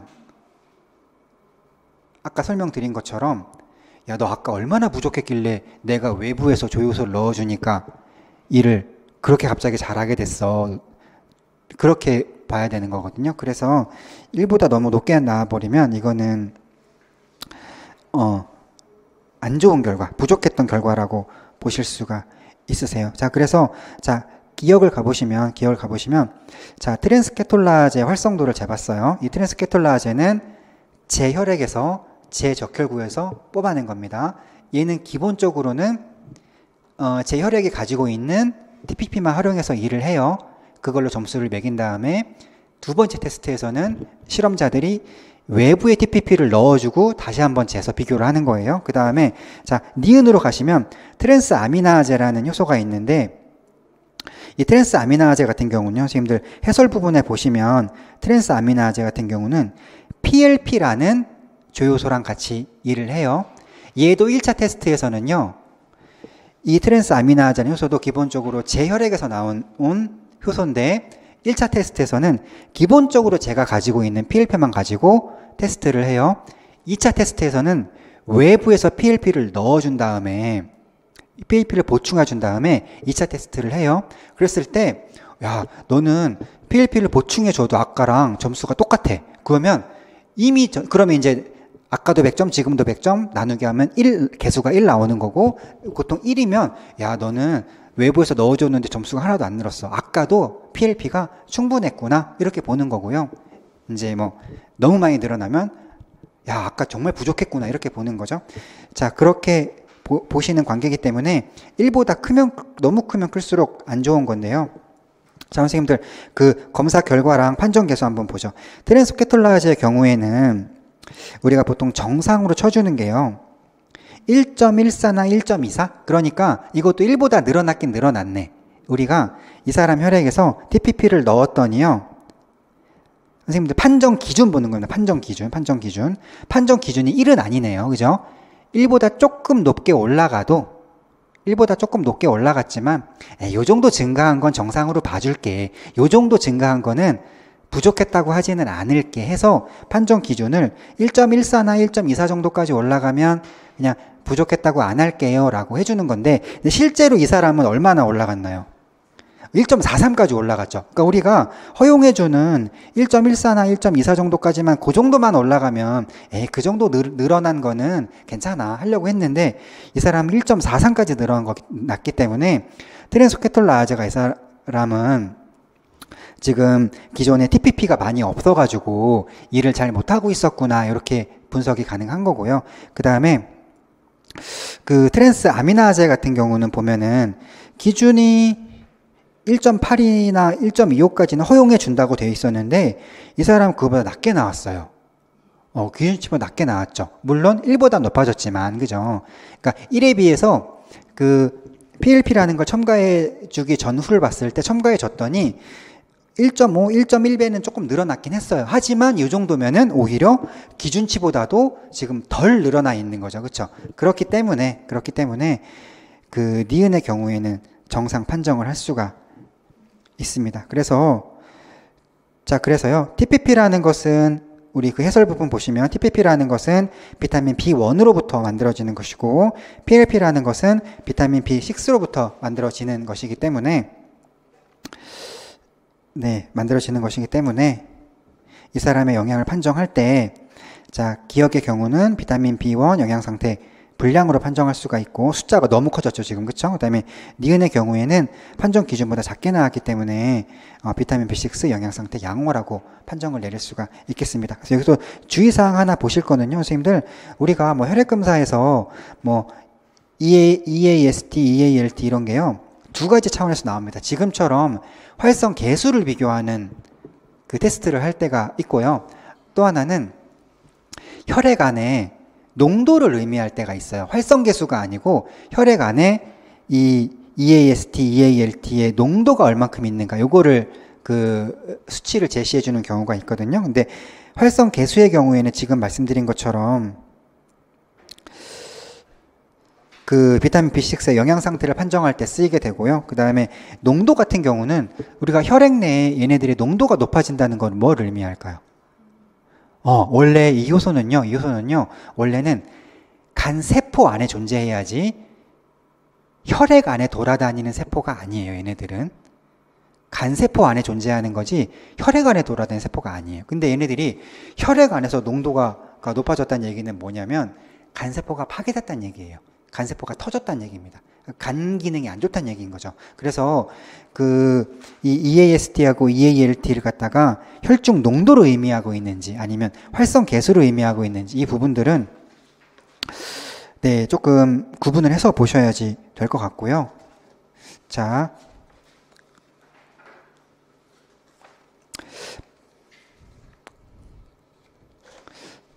8번 보시면은요, 8번 문제로 오시면, 자, 식품 섭취 조사를 하기 위해서 조사원 훈련에 사용된 지침이다. 어떤 식사 섭취 조사인가 라고 했는데요. 이거는요, 문제는 뻔합니다. 그러니까 해설 부분에 보시면 24시간 해상법, 식사기록법, 그 다음에 식품 섭취 빈도 조사, 식사력 조사 요 4가지 중에 어떤 거냐? 이거 물어보는 거죠. 그쵸? 자, 그런데 이 4가지 중에 어떤 건지 구분하실 때 선생님들이 구분하는 단서로 사용하실 수 있는 게 어느 정도 기간의 식사를 관찰을 했는가 이 부분하고요. 그 다음에 조사원이 필요한가 아닌가 요 정도가 가장 힌트가 되는 기준이거든요. 근데 지금은 보면 총 3일 동안의 식사를 평가한 것이기 때문에 일단 장기간 검사에 속하는 섭취 빈도 조사하고 식사력 조사는 일단 제낄 수가 있어요. 그죠? 그래서 24시간 해상법과 식사기록법 둘 중에 어떤 걸까를 생각해 보실 수가 있는데, 일단 여기서 또 판단 가능한 게 조사원이 있는가 없는가라는 기준을 사용해 보실 수가 있습니다. 왜냐하면 식사기록법 같은 경우는 자기가 직접 조사원 없이 일기처럼 쓰는 거기 때문에 얘는 조사원이 필요가 없고요. 24시간 해상법은 조사원과 만나서 이렇게 조사원이 직접 물어보면서 이 검사를 하는 거기 때문에 조사원이 필요합니다. 근데 지금 문제에 보면 조사원 지침이라는 것이 마련되어 있다라는 거는 조사원이 필요하다라는 얘기인 거죠. 그렇죠? 그래서 이거는 24시간 해상법이라고 보실 수가 있고요. 선생님들께서 한 가지 헷갈리실 수 있는 게 주의 부분에 나와 있는데 24시간 해상법은 기본적으로 24시간 동안의 식사를 관찰하는 거니까 하루짜리다 라고 생각하실 수가 있는데, 물론 하루도 할 수도 있지만, 근데 하루만 했을 때는 그 사람 식사의 대표성이 좀 부족할 수 있다 생각해가지고 보통은 하루보다는 3번 정도를 하기 마련이라서 24시간 해상법이 꼭 하루만 하는 건 아니다. 이런 거 하나 알고 계시도록 하고요. 그 다음에 9번으로 가시면 자, 프라이팬을 가열하고 대두유를 둘렀더니 자, 푸른 연기가 피어났다. 이 연기의 성분은 뭐로부터 생성된 무엇이다 라고 되어 있네요. 선생님들 지금까지 강의 진행되는 거 보니까 제가 무슨 아까 처음에 OT 부분에서는 무슨 문제를 푸는 기술을 알려드리겠다 그런 얘기 했었는데, 지금까지 문제는요 그렇게 기술을 요할 정도의 문제는 없어서 이제 그런 부분은 잘 이렇게 안 나오고 있는데, 이따가 점점 더 문제가 어려워져서 기술이 필요하면 그때는 이제 그런 부분을 좀 알려드릴 겁니다. 자, 이 문제도요 난이도는 평범했다고 보이고요. 선생님들, 우리 티지라는 것, 기름이라는 것이 티지로 이루어져 있는데 가열하게 되면 어떤 일이 일어나나요? 그 티지가 지방산과 글리세롤이 분해가 되기 시작하죠. 그때 그 분해된 글리세롤이요 어떤 걸로 변하죠? 연기 나는 물질. 이거는 그냥 이름을 외우셔야 되는 건데, 맞아요, 아크롤레인이라는 이름의 어떤 다른 걸로 변화가 되는데, 그 아크롤레인의 특징을 보시면 푸른 연기가 나고 자극성의 냄새가 나고 독성이 있다고 되어 있죠. 그렇기 때문에 우리가 기름을 가지고 어떤 가열하는 대표적으로 튀김 이런 거를 하실 때에는 그 푸른 연기가 나는 온도를 뭐라고 그랬죠? 발현점이라고 하죠. 그렇죠? 그래서 발현점이 너무 낮아서 일찍 푸른 연기가 나게 되면 우리는 그만큼 어떤 독성 물질이 있는 그런 기름을 섭취할 수도 있는 거니까, 우리가 튀김류로 사용하거나 그럴 때에는 발현점이 너무 낮지 않은, 튀김 온도보다는 발현점이 높은 그런 기름들을 사용하셔야 되는 거겠죠. 이것은 그 TG가 지방산과 글리세롤로 분해가 되고 글리세롤이 아크롤레인으로 바뀐다라는 거는 그냥 식품학 지식 중에서 그냥 너무 대표적이고 그냥 외우셔야 되는 이론이고요. 그 다음에 10번으로 가시면, 제가 10번 문제는 아마 거의 지금 최초로 어려움이라고 평가를 한 것 같은데요. 사실 이거는요 외우기만 하면 너무 쉬운 문제입니다. 외우기만 하면 너무 쉬운 문제인데, 제가 그럼에도 불구하고 왜 어렵다고 해놨냐면, 아마 이 당시에 시험 보셨던 벌써 한 7년 8년 전 됐을 텐데, 이 당시에 시험 보셨던 선생님들께서 이런 표까지 외우셨을까 하는 생각이 들었어요. 이렇게 이 단백질의 그 분류표잖아요. 사실 이런 표를 외우셨을까? 그래서 안 외우면 풀 수 없는 문제이기 때문에 그래서 조금 어렵다고 평가를 한번 해봤습니다. 근데 제가 조금 약간 조심스럽게 말씀을 드리자면 이런 생각을 좀 해봤어요. 이거는 2014년도는 객관식 시대가 끝나고 처음 치러진 주관식 시대이기 때문에 그 당시에 문제를 내셨던 교수님들께서 아무래도 객관식 시대의 문제들을 참고하셨을 거거든요. 근데 객관식 시대 때 어떤 게 가끔씩 그 객관식 문제로 나왔냐면, 이렇게 글로불린 알부민 준 다음에 얘는 용해성이 있고 없고 응고성이 있고 없고 얘한테 속하는 단백질이 제인이라는 게 들어가고 이런 것들 이렇게 쭉 매치시켜 놓고서 이게 잘못 매치가 된 거를 객관식 보기 중에 고르는 그런 객관식 문제들이 종종 출제가 되었거든요. 아마 이거 내신 분께서 객관식 문제 검토하시다가 요거 있었네, 요거를 주관식화 해보자 해가지고 쑥 던지신 것 같은데, 이 이후로 매년 지나면서 점점 문제들이 점점 양질화가 되어가지고요. 요새는 이렇게 단순함기 문제를 표를 그려보시오 이런 문제는 최근 몇 년간은 나온 적이 없어서 제가 조심스럽게 말씀을 드린다고 하면 요새의 경향하고는 조금 안 맞기는 해요. 요새는 뭔가 이해를 기반으로 하고 추론하거나 이런 문제가 나오지 이렇게 표를 단순함기에서 쓰는 문제는 잘 안 나오고 있기는 한데 아무튼간 이 문제는 선생님들께서 제가 드린 표를 참고해서 풀어보시면 되겠고요. 자, 그 다음에 11번 가시겠습니다. 11번 가시면 자, 식이섬유에는 뭐 물에 녹지 않는 불용성 식이섬유와 물에 녹는 수용성 식이섬유가 있다. 뭐 셀룰로스는 뭐뭐가 결합되어 있고 뭐 팩틴은 뭐뭐가 결합되어 있다라고 한 다음에 결합의 방식을 쓰라고 하는 문제네요. 뭐 답으로 하자 그러면 뭐 베타일사, 알파일사 이런 거 써달라고 하는 건데요. 자, 선생님들 오늘 어차피 필요해서 그냥 간단하게만 예전처럼 자세하게 말고 간단하게만 말씀드리면 선생님들 우리 당류라는 게 사슬형의 그림이 있고 고리형의 그림이 있어요. 제가 그때 옛날에 말씀드렸는데 이 당류를 갖다가 어떻게 제가 눕혀가지고 이렇게 감싸면 이 모양 어떻게 만드는지 설명드린 적 있었죠. 그쵸? 근데 오늘은 그렇게까지 자세하게는 하지 말고요. 선생님들 이 사슬형이 고리형으로 바뀌게 되면은요. 지금 산소가 여기도 보이고 여기도 보이시죠. 그쵸? 얘가 일로 가요. 이 고리 안에 끼어 있는 얘가요. 여기서 온 거예요. 여기서 온 거고요. 그 다음에 여기 카보닐로 있던 애가 여기로 와요. 얘는 여기서 온 거예요. 이렇게. 근데 지금은요, 어떻게 그렇게 왔는지는 지금은 신경 쓰지 마세요. 이거는 연초에 시간 많을 때는 한번 재미삼아 보여드리는 거지. 지금은 그냥 요렇다고 외우셔도 돼요. 근데, 자, 얘가 우리한테 되게 중요한, 여기 아마 해설 부분에 들어있을 겁니다. 글리코시드성 OH기. 우리가 소위 말하는 글리코시드성 히드록시기라고 하면 얘를 말하는 거예요. 지금 제가 지워놔서 그렇지 히드록시기가 여기 막 다 있거든요. 되게 많죠. 그쵸?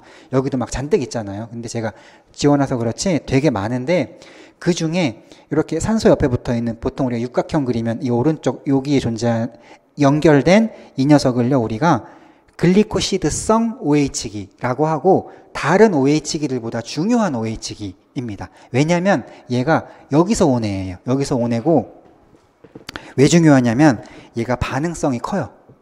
그래서 중요해요. 자, 글리코시드성 OH기라는 게 있는데 얘가 반응성이 크고 되게 중요한 다른 OH기들의 히드록시기들에 비해서 되게 중요한 히드록시기다. 이렇게 알고 계시면 됩니다. 자, 그러면은요.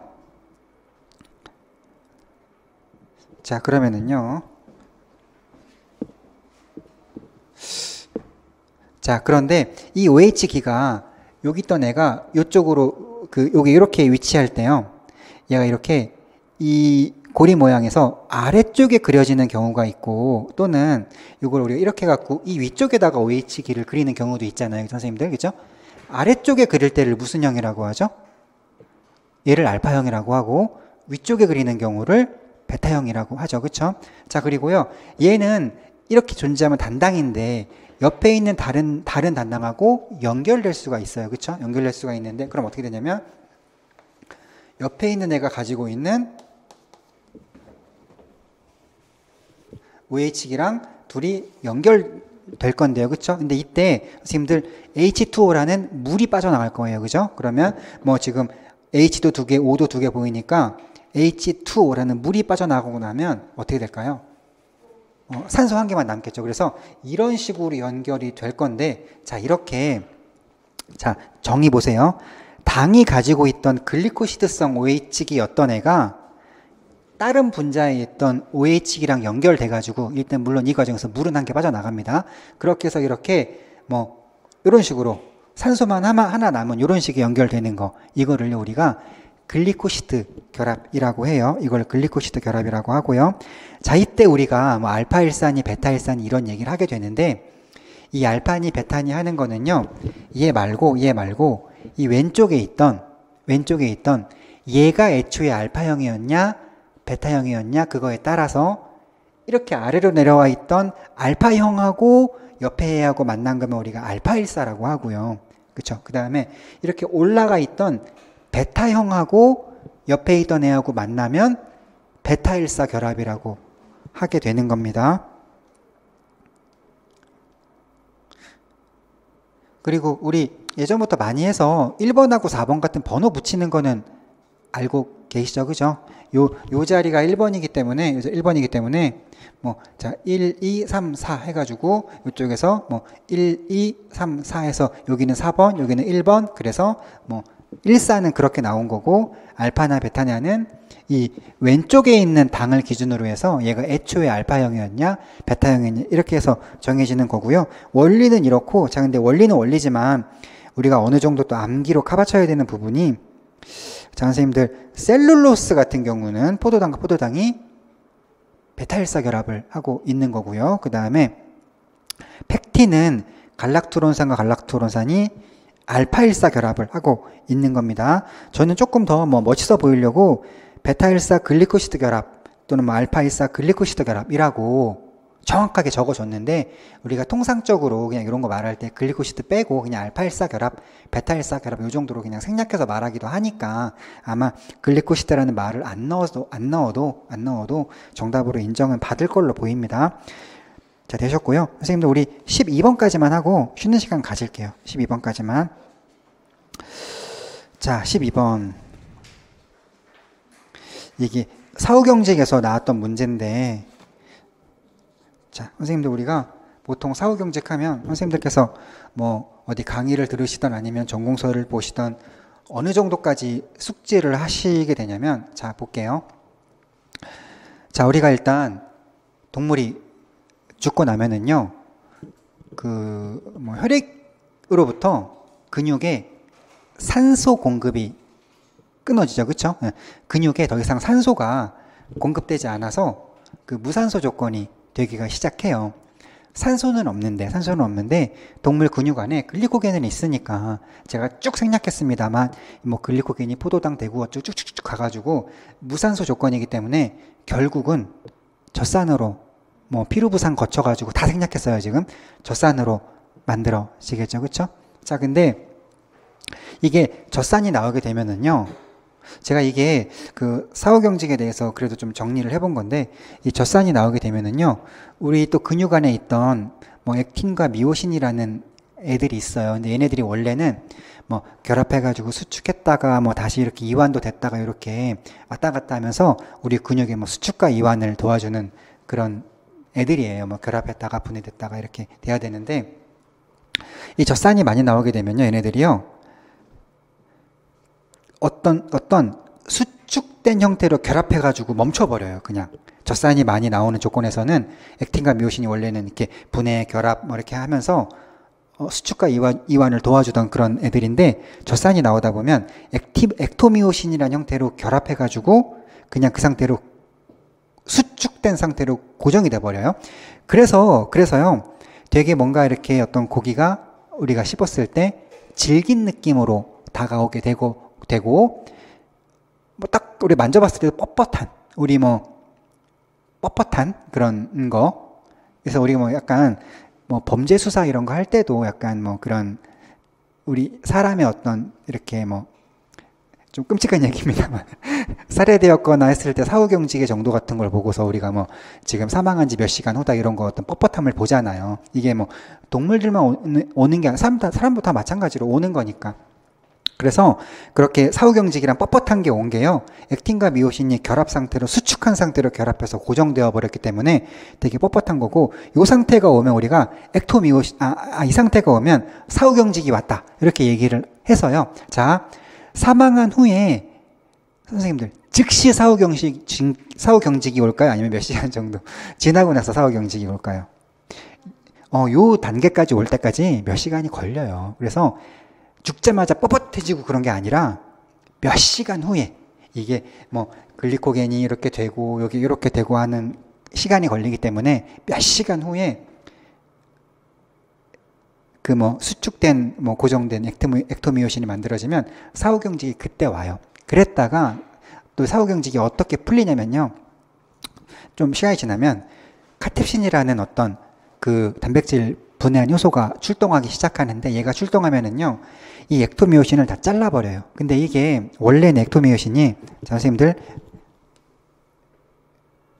이런 식으로 이렇게 뭐 결합했다 이런 식으로 작동하는 애인데, 카텝신은요 요거를 예쁘게 이렇게 잘라주는 게 아니라 그냥 막 이렇게 여기를 이렇게 막 잘라버리는 식으로 잘라버리는 그런 효소거든요. 근데 뭐 이렇게 어떻게 자르고 이런 거 되게 중요하진 않아요. 그냥 카텝신이 출동해가지고 액토미오신을 그냥 막 듬성듬성 막 잘라버려요. 그러면 어떨까요? 아까 막 이렇게 결합하고 수축해서 되게 질겼던 고기가 카텝신이 출동해가지고 막 이렇게 듬성듬성 잘라주면은 되게 부드럽고, 또 잘린 공간으로 수분도 흡수하게 되면 되게 어떻게 육즙도 더 생길 수 있고, 약간 되게 이렇게 되면은요, 수축해가지고 물이 함유될 공간이 없어갖고 되게 뭐 어떤 그런 보수성 같은 것도 안 좋아지고 그러거든요. 근데 이 카텝신 출동해갖고 이렇게 잘라주면은요, 이렇게 잘린 만큼 공간이 생기다 보면 거기에 물도 들어가서 보수성도 좋아지고 그래요. 그렇게 해서 그 단계가 오면 우리가 숙성되었다라고 해서 우리가 보통 소비자들은요, 보통 2단계에 있는 고기를 접하게 되거든요.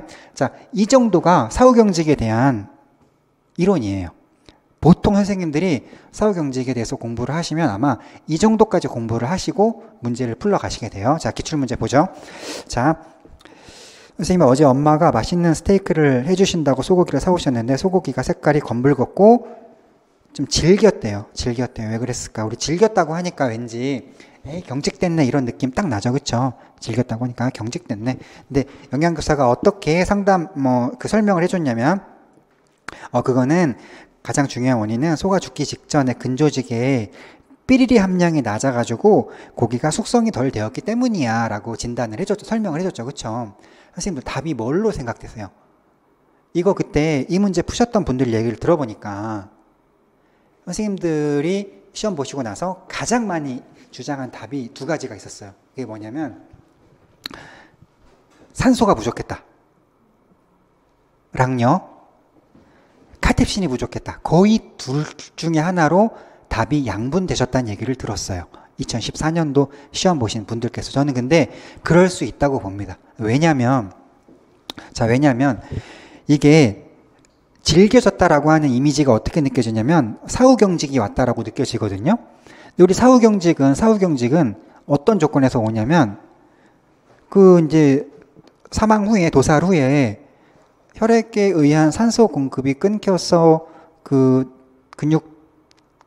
근육세포에 무산소 조건이 되다 보니까 이런 과정을 거쳐가지고 사후경직이 오고 고기가 질겨진 거잖아요. 선생님들께서 산소가 부족했다고 답을 하시는 게 저는 그럴 수 있었다고 봐요. 그리고 어떤 선생님들은 카텝신 얘를 잘라줘야 되는데 카텝신이 부족해서 자르지 못해가지고 숙성이 안 돼갖고 질긴 거 먹은 거다. 그렇게 주장하신 거예요. 카텝신 주장하신 분들은. 저는 그것도 이해돼요. 다 맞는 말 같은데 저는 이 문제를 대단히 어려웠다고 평가를 하는, 제가 여러 번 말씀드렸죠. 이 문제 되게 어려운 문제라고. 저는 이 문제가 대단히 어려운 문제라고 평가를 하는 이유는요. 선생님들께서 일반적으로 사후경직을 열심히 공부하시면 이 정도까지 숙지하시고 시험을 보시게 되고 이 정도 숙지한 상태에서 답으로 예상할 수 있는 건 이해 아니면 얘거든요. 근데 안타깝게도 답이 둘 다 아니었어요. 그러니까 이 문제가 너무 어렵게 나오는 바람에 공부를 열심히 하신 선생님들도 사후경직을 공부하신 선생님들도 다 틀려버리는 거죠. 그냥 오히려 공부를 안 한 사람들하고 똑같이 돼버리는 거라서 좀 안타까운 정도로 너무 어려운 문제였는데, 자, 일단 선생님들 이렇게 한번 생각해 보셔야 돼요. 이게 만약에 이 아이가 먹은 고기가 정말 사후경직된 고기였다고 하면 선생님께서 선생님 말의 워딩을 잘 들어보셔야 되는데, 숙성이 덜 되었어 라고 하지 않고 지금 너는 사후경직기에 있는 고기를 먹은 거야 라고 했을 거예요. 이 아이가 먹은 고기가 사후경직된 상태로 있는 고기를 먹어서 질긴 거였다 그러면 교사가 설명을 해줄 때 너는 지금 사후경직기에 있는 고기를 먹은 거야 라고 했을 텐데, 그렇게 말하지 않고 숙성을 언급했어요. 이거는 미묘한 차이가 있어요. 지금 숙성이 안 됐다고 얘기를 했어요. 경직기에 있다고 했다. 만약에 영양교사가 경직기에 있는 고기를 먹은 거야 라고 하면 그러면 쭉 타고 올라가고 산소가 부족했네 라고 할 수 있는데 지금 경직기에 있는 고기를 먹은 게 아니라 숙성 얘기를 하고 있어요. 자, 그런데요. 또 우리가 상식적으로 봐도 선생님들 상식으로 봐도요. 우리가 보통 경직기에 고기를 먹기가 쉽지는 않아요. 이게 사망한 지 한 뭐 몇 시간 이내, 뭐 하루 이내에 경직이 시작돼가지고요. 며칠 지나면 숙성기가 시작이 되거든요. 그래서 보통 소비자한테 도달하는 고기는요, 대부분 뭐 마트에서 사오고 이런 고기는요, 이미 다 숙성기로 들어간 고기들이어서 우리가 경직기에 있는 뻣뻣한 고기를 먹기가 쉽지는 않고, 상식적으로 봐도, 상식으로 보나 아니면 교사의 워딩으로 보나 경직기에 있는 고기를 먹은 건 아니기 때문에 산소가 관련된 게 정답은 아닌 거예요. 일단 경직 고기가 아니기 때문에.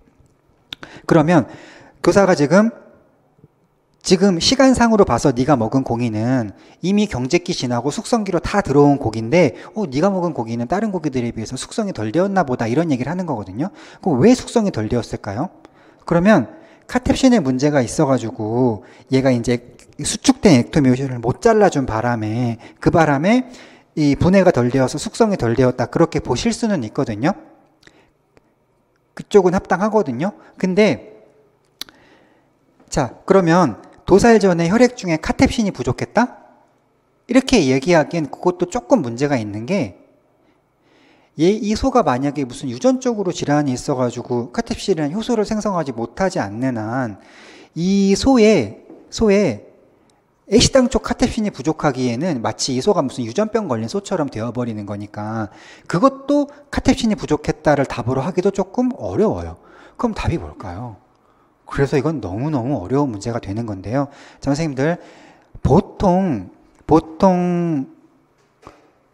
전공서들에 나오긴 나오는데 너무 많은 양이 너저분하게 나와서 진짜 이 사후경직 관련해서 키포인트를 선생님들께서 잘 캐치하지 못하시는 게 있어요. 제가 강의 때 말씀드렸죠. 그렇죠? 책이 안 나오는 건 아니고 나오긴 나오는데 너무 많은 양이 나오다 보니까 그게 핵심인지 좀 알아보기가 힘들어요. 근데 핵심이 뭐냐면 선생님들 사후경직 과정은요. pH를 기준으로 따라가셔야 돼요. pH. 자, 보세요. 자, 우리 젖산이 이 무산소 호흡이 돼가지고 젖산이 많이 생성되면은요, 산이 생성되는 거니까 그런 근육 조직 안에 pH가 어떻게 될까요? 점점 떨어지면서 산성화되어 가기 시작하겠죠. 그렇죠? 그러니까 이게요, 원래는요, 원래 죽기 전에 뭐 보통 우리 생명체들은 pH 중성 pH 7 정도를 가지고 있죠. 그랬다가 이게요, 젖산이 막 들어오기 시작하면 점점 pH가 떨어져요. 그래서 pH가 6.5 정도에 도달했을 때, pH가 6.5 정도까지 점점 떨어졌을 때 그 산성 조건에서 얘네들이 해가지고 더 이상 못 움직이게 돼요. 얘네들이 갑자기 액틴과 미오신이 액토미오신으로 수축해서 결합해서 못 움직인다고 그랬잖아요. 그렇죠? 그게 왜 일어나는 거냐면 pH가 떨어져서 한 6.5 정도가 되면 이게 이렇게 껴가지고 더 이상 안 움직이는 경직이 시작되는 이유가 pH가 6.5까지 떨어졌을 때 경직이 되어버리기 시작해요. 그랬다가요. 근데 이때가 되면은요, 젖산이 계속 만들어지고, 또 제가 지금 필기는 안 했지만 경직이 시작되면 추가적으로 인산이라는 것도 같이 만들어지기 시작해요. 그래서 젖산이 떨어뜨리고 인산이 떨어뜨리고 그래갖고 근육 내 pH를 계속 떨어뜨립니다. 그래서 이게 어디까지 가냐면 pH가 어디까지 가냐면 이게 5.4까지 떨어지기 시작해요. 그래서 pH가 점점 떨어져가지고 pH 조건이 5.4가 되잖아요. 그때 카텝신이라는 애가 작용하기 시작해서 그때 카텝신이 막 내가 제일 좋아하는 최적 pH가 왔어 그러면서 그때부터 이 액토미오신을 막 자르고 다니기 시작하는 거예요. 선생님들, 우리 효소들은요, 최적 온도라는 것이 있고 최적 pH라는 것이 있는 거 알고 계시죠? 그러니까 걔네들이 그 온도를 벗어나고 그 pH 벗어났다고 해서 일을 안 하는 건 아닌데, 자기가 가장 좋아하는 pH나 자기가 가장 좋아하는 온도가 됐을 때 일을 제일 잘해요. 효소들이. 이 카텝신이라는 게 아마 기존부터 액토미오신을 자르기 위해서 노력은 하고 있었을 건데 자기가 좋아하는 pH가 아니기 때문에 일을 열심히 못하다가 이게 막 인산, 젖산 막 형성돼가지고 pH가 5.4까지 떨어지고 나니까 와 내가 제일 좋아하는 pH야 라고 하면서 카텝신이 이 액토미오신을 막 자르고 다녔을 거거든요. 그러면서 경직이 해제가 되고 숙성이 되기 시작하는 겁니다. 자, 그렇다고 하면 우리가 이 숙성 과정에 못 들어갔다는 얘기는요, 결론적으로 이 카텝신이 자기가 좋아하는 최적 pH 5.4를 못 만났다는 얘기예요. 왜 최적 pH 5.4까지 못 갔을까요? 젖산이 많이 안 생겼겠죠. 젖산이 많이 안 생기려면 애초부터 뭐가 없었을까요? 글리코겐이 없었던 거예요. 글리코겐이 포도당으로 되고 포도당이 피루부산 가고 피루부산이 젖산이 가야 젖산이 마구 생기는 거거든요. 물론 무산소라는 환경도 중요한데 애초에 젖산이 충분히 생기려면 애초에 글리코겐도 많이 있어야 돼요. 근육 내 글리코겐이 많이 있어야 젖산이 많이 생성되고 그 젖산으로 인해서 pH가 계속 뚝뚝뚝뚝 떨어지고 해서 최종적으로 5.4라는 pH까지 가야 카텝신이 열심히 일해가지고 잘라가지고 숙성을 시켜놓거든요. 근데 이 아이가 먹은 고기가 숙성에 문제가 있었다는 얘기는 카텝신이 자기의 최적 pH를 못 만났다는 얘기고 pH가 안 내려갔다는 얘기는 젖산이 충분히 생성이 안 됐다는 얘기고 젖산이 충분히 생성이 안 됐다는 얘기는 애초에 글리코겐이 부족했다는 얘기입니다. 그래서 이거는 정답이 글리코겐이 되는 문제예요.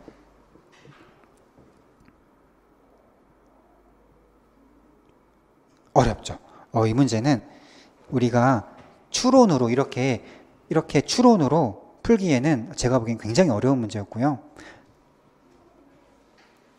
왜냐하면 선생님들께서 보통 사후경직을 pH 관련해가지고 pH가 충분히 안 떨어지면 카텝신이 일을 못한다라는 것까지 공부하기가 아마 공부 또는 추론의 내기가 어려우셨을 거예요. 그래서 이 문제는 추론으로 풀기는 굉장히 어려웠고요.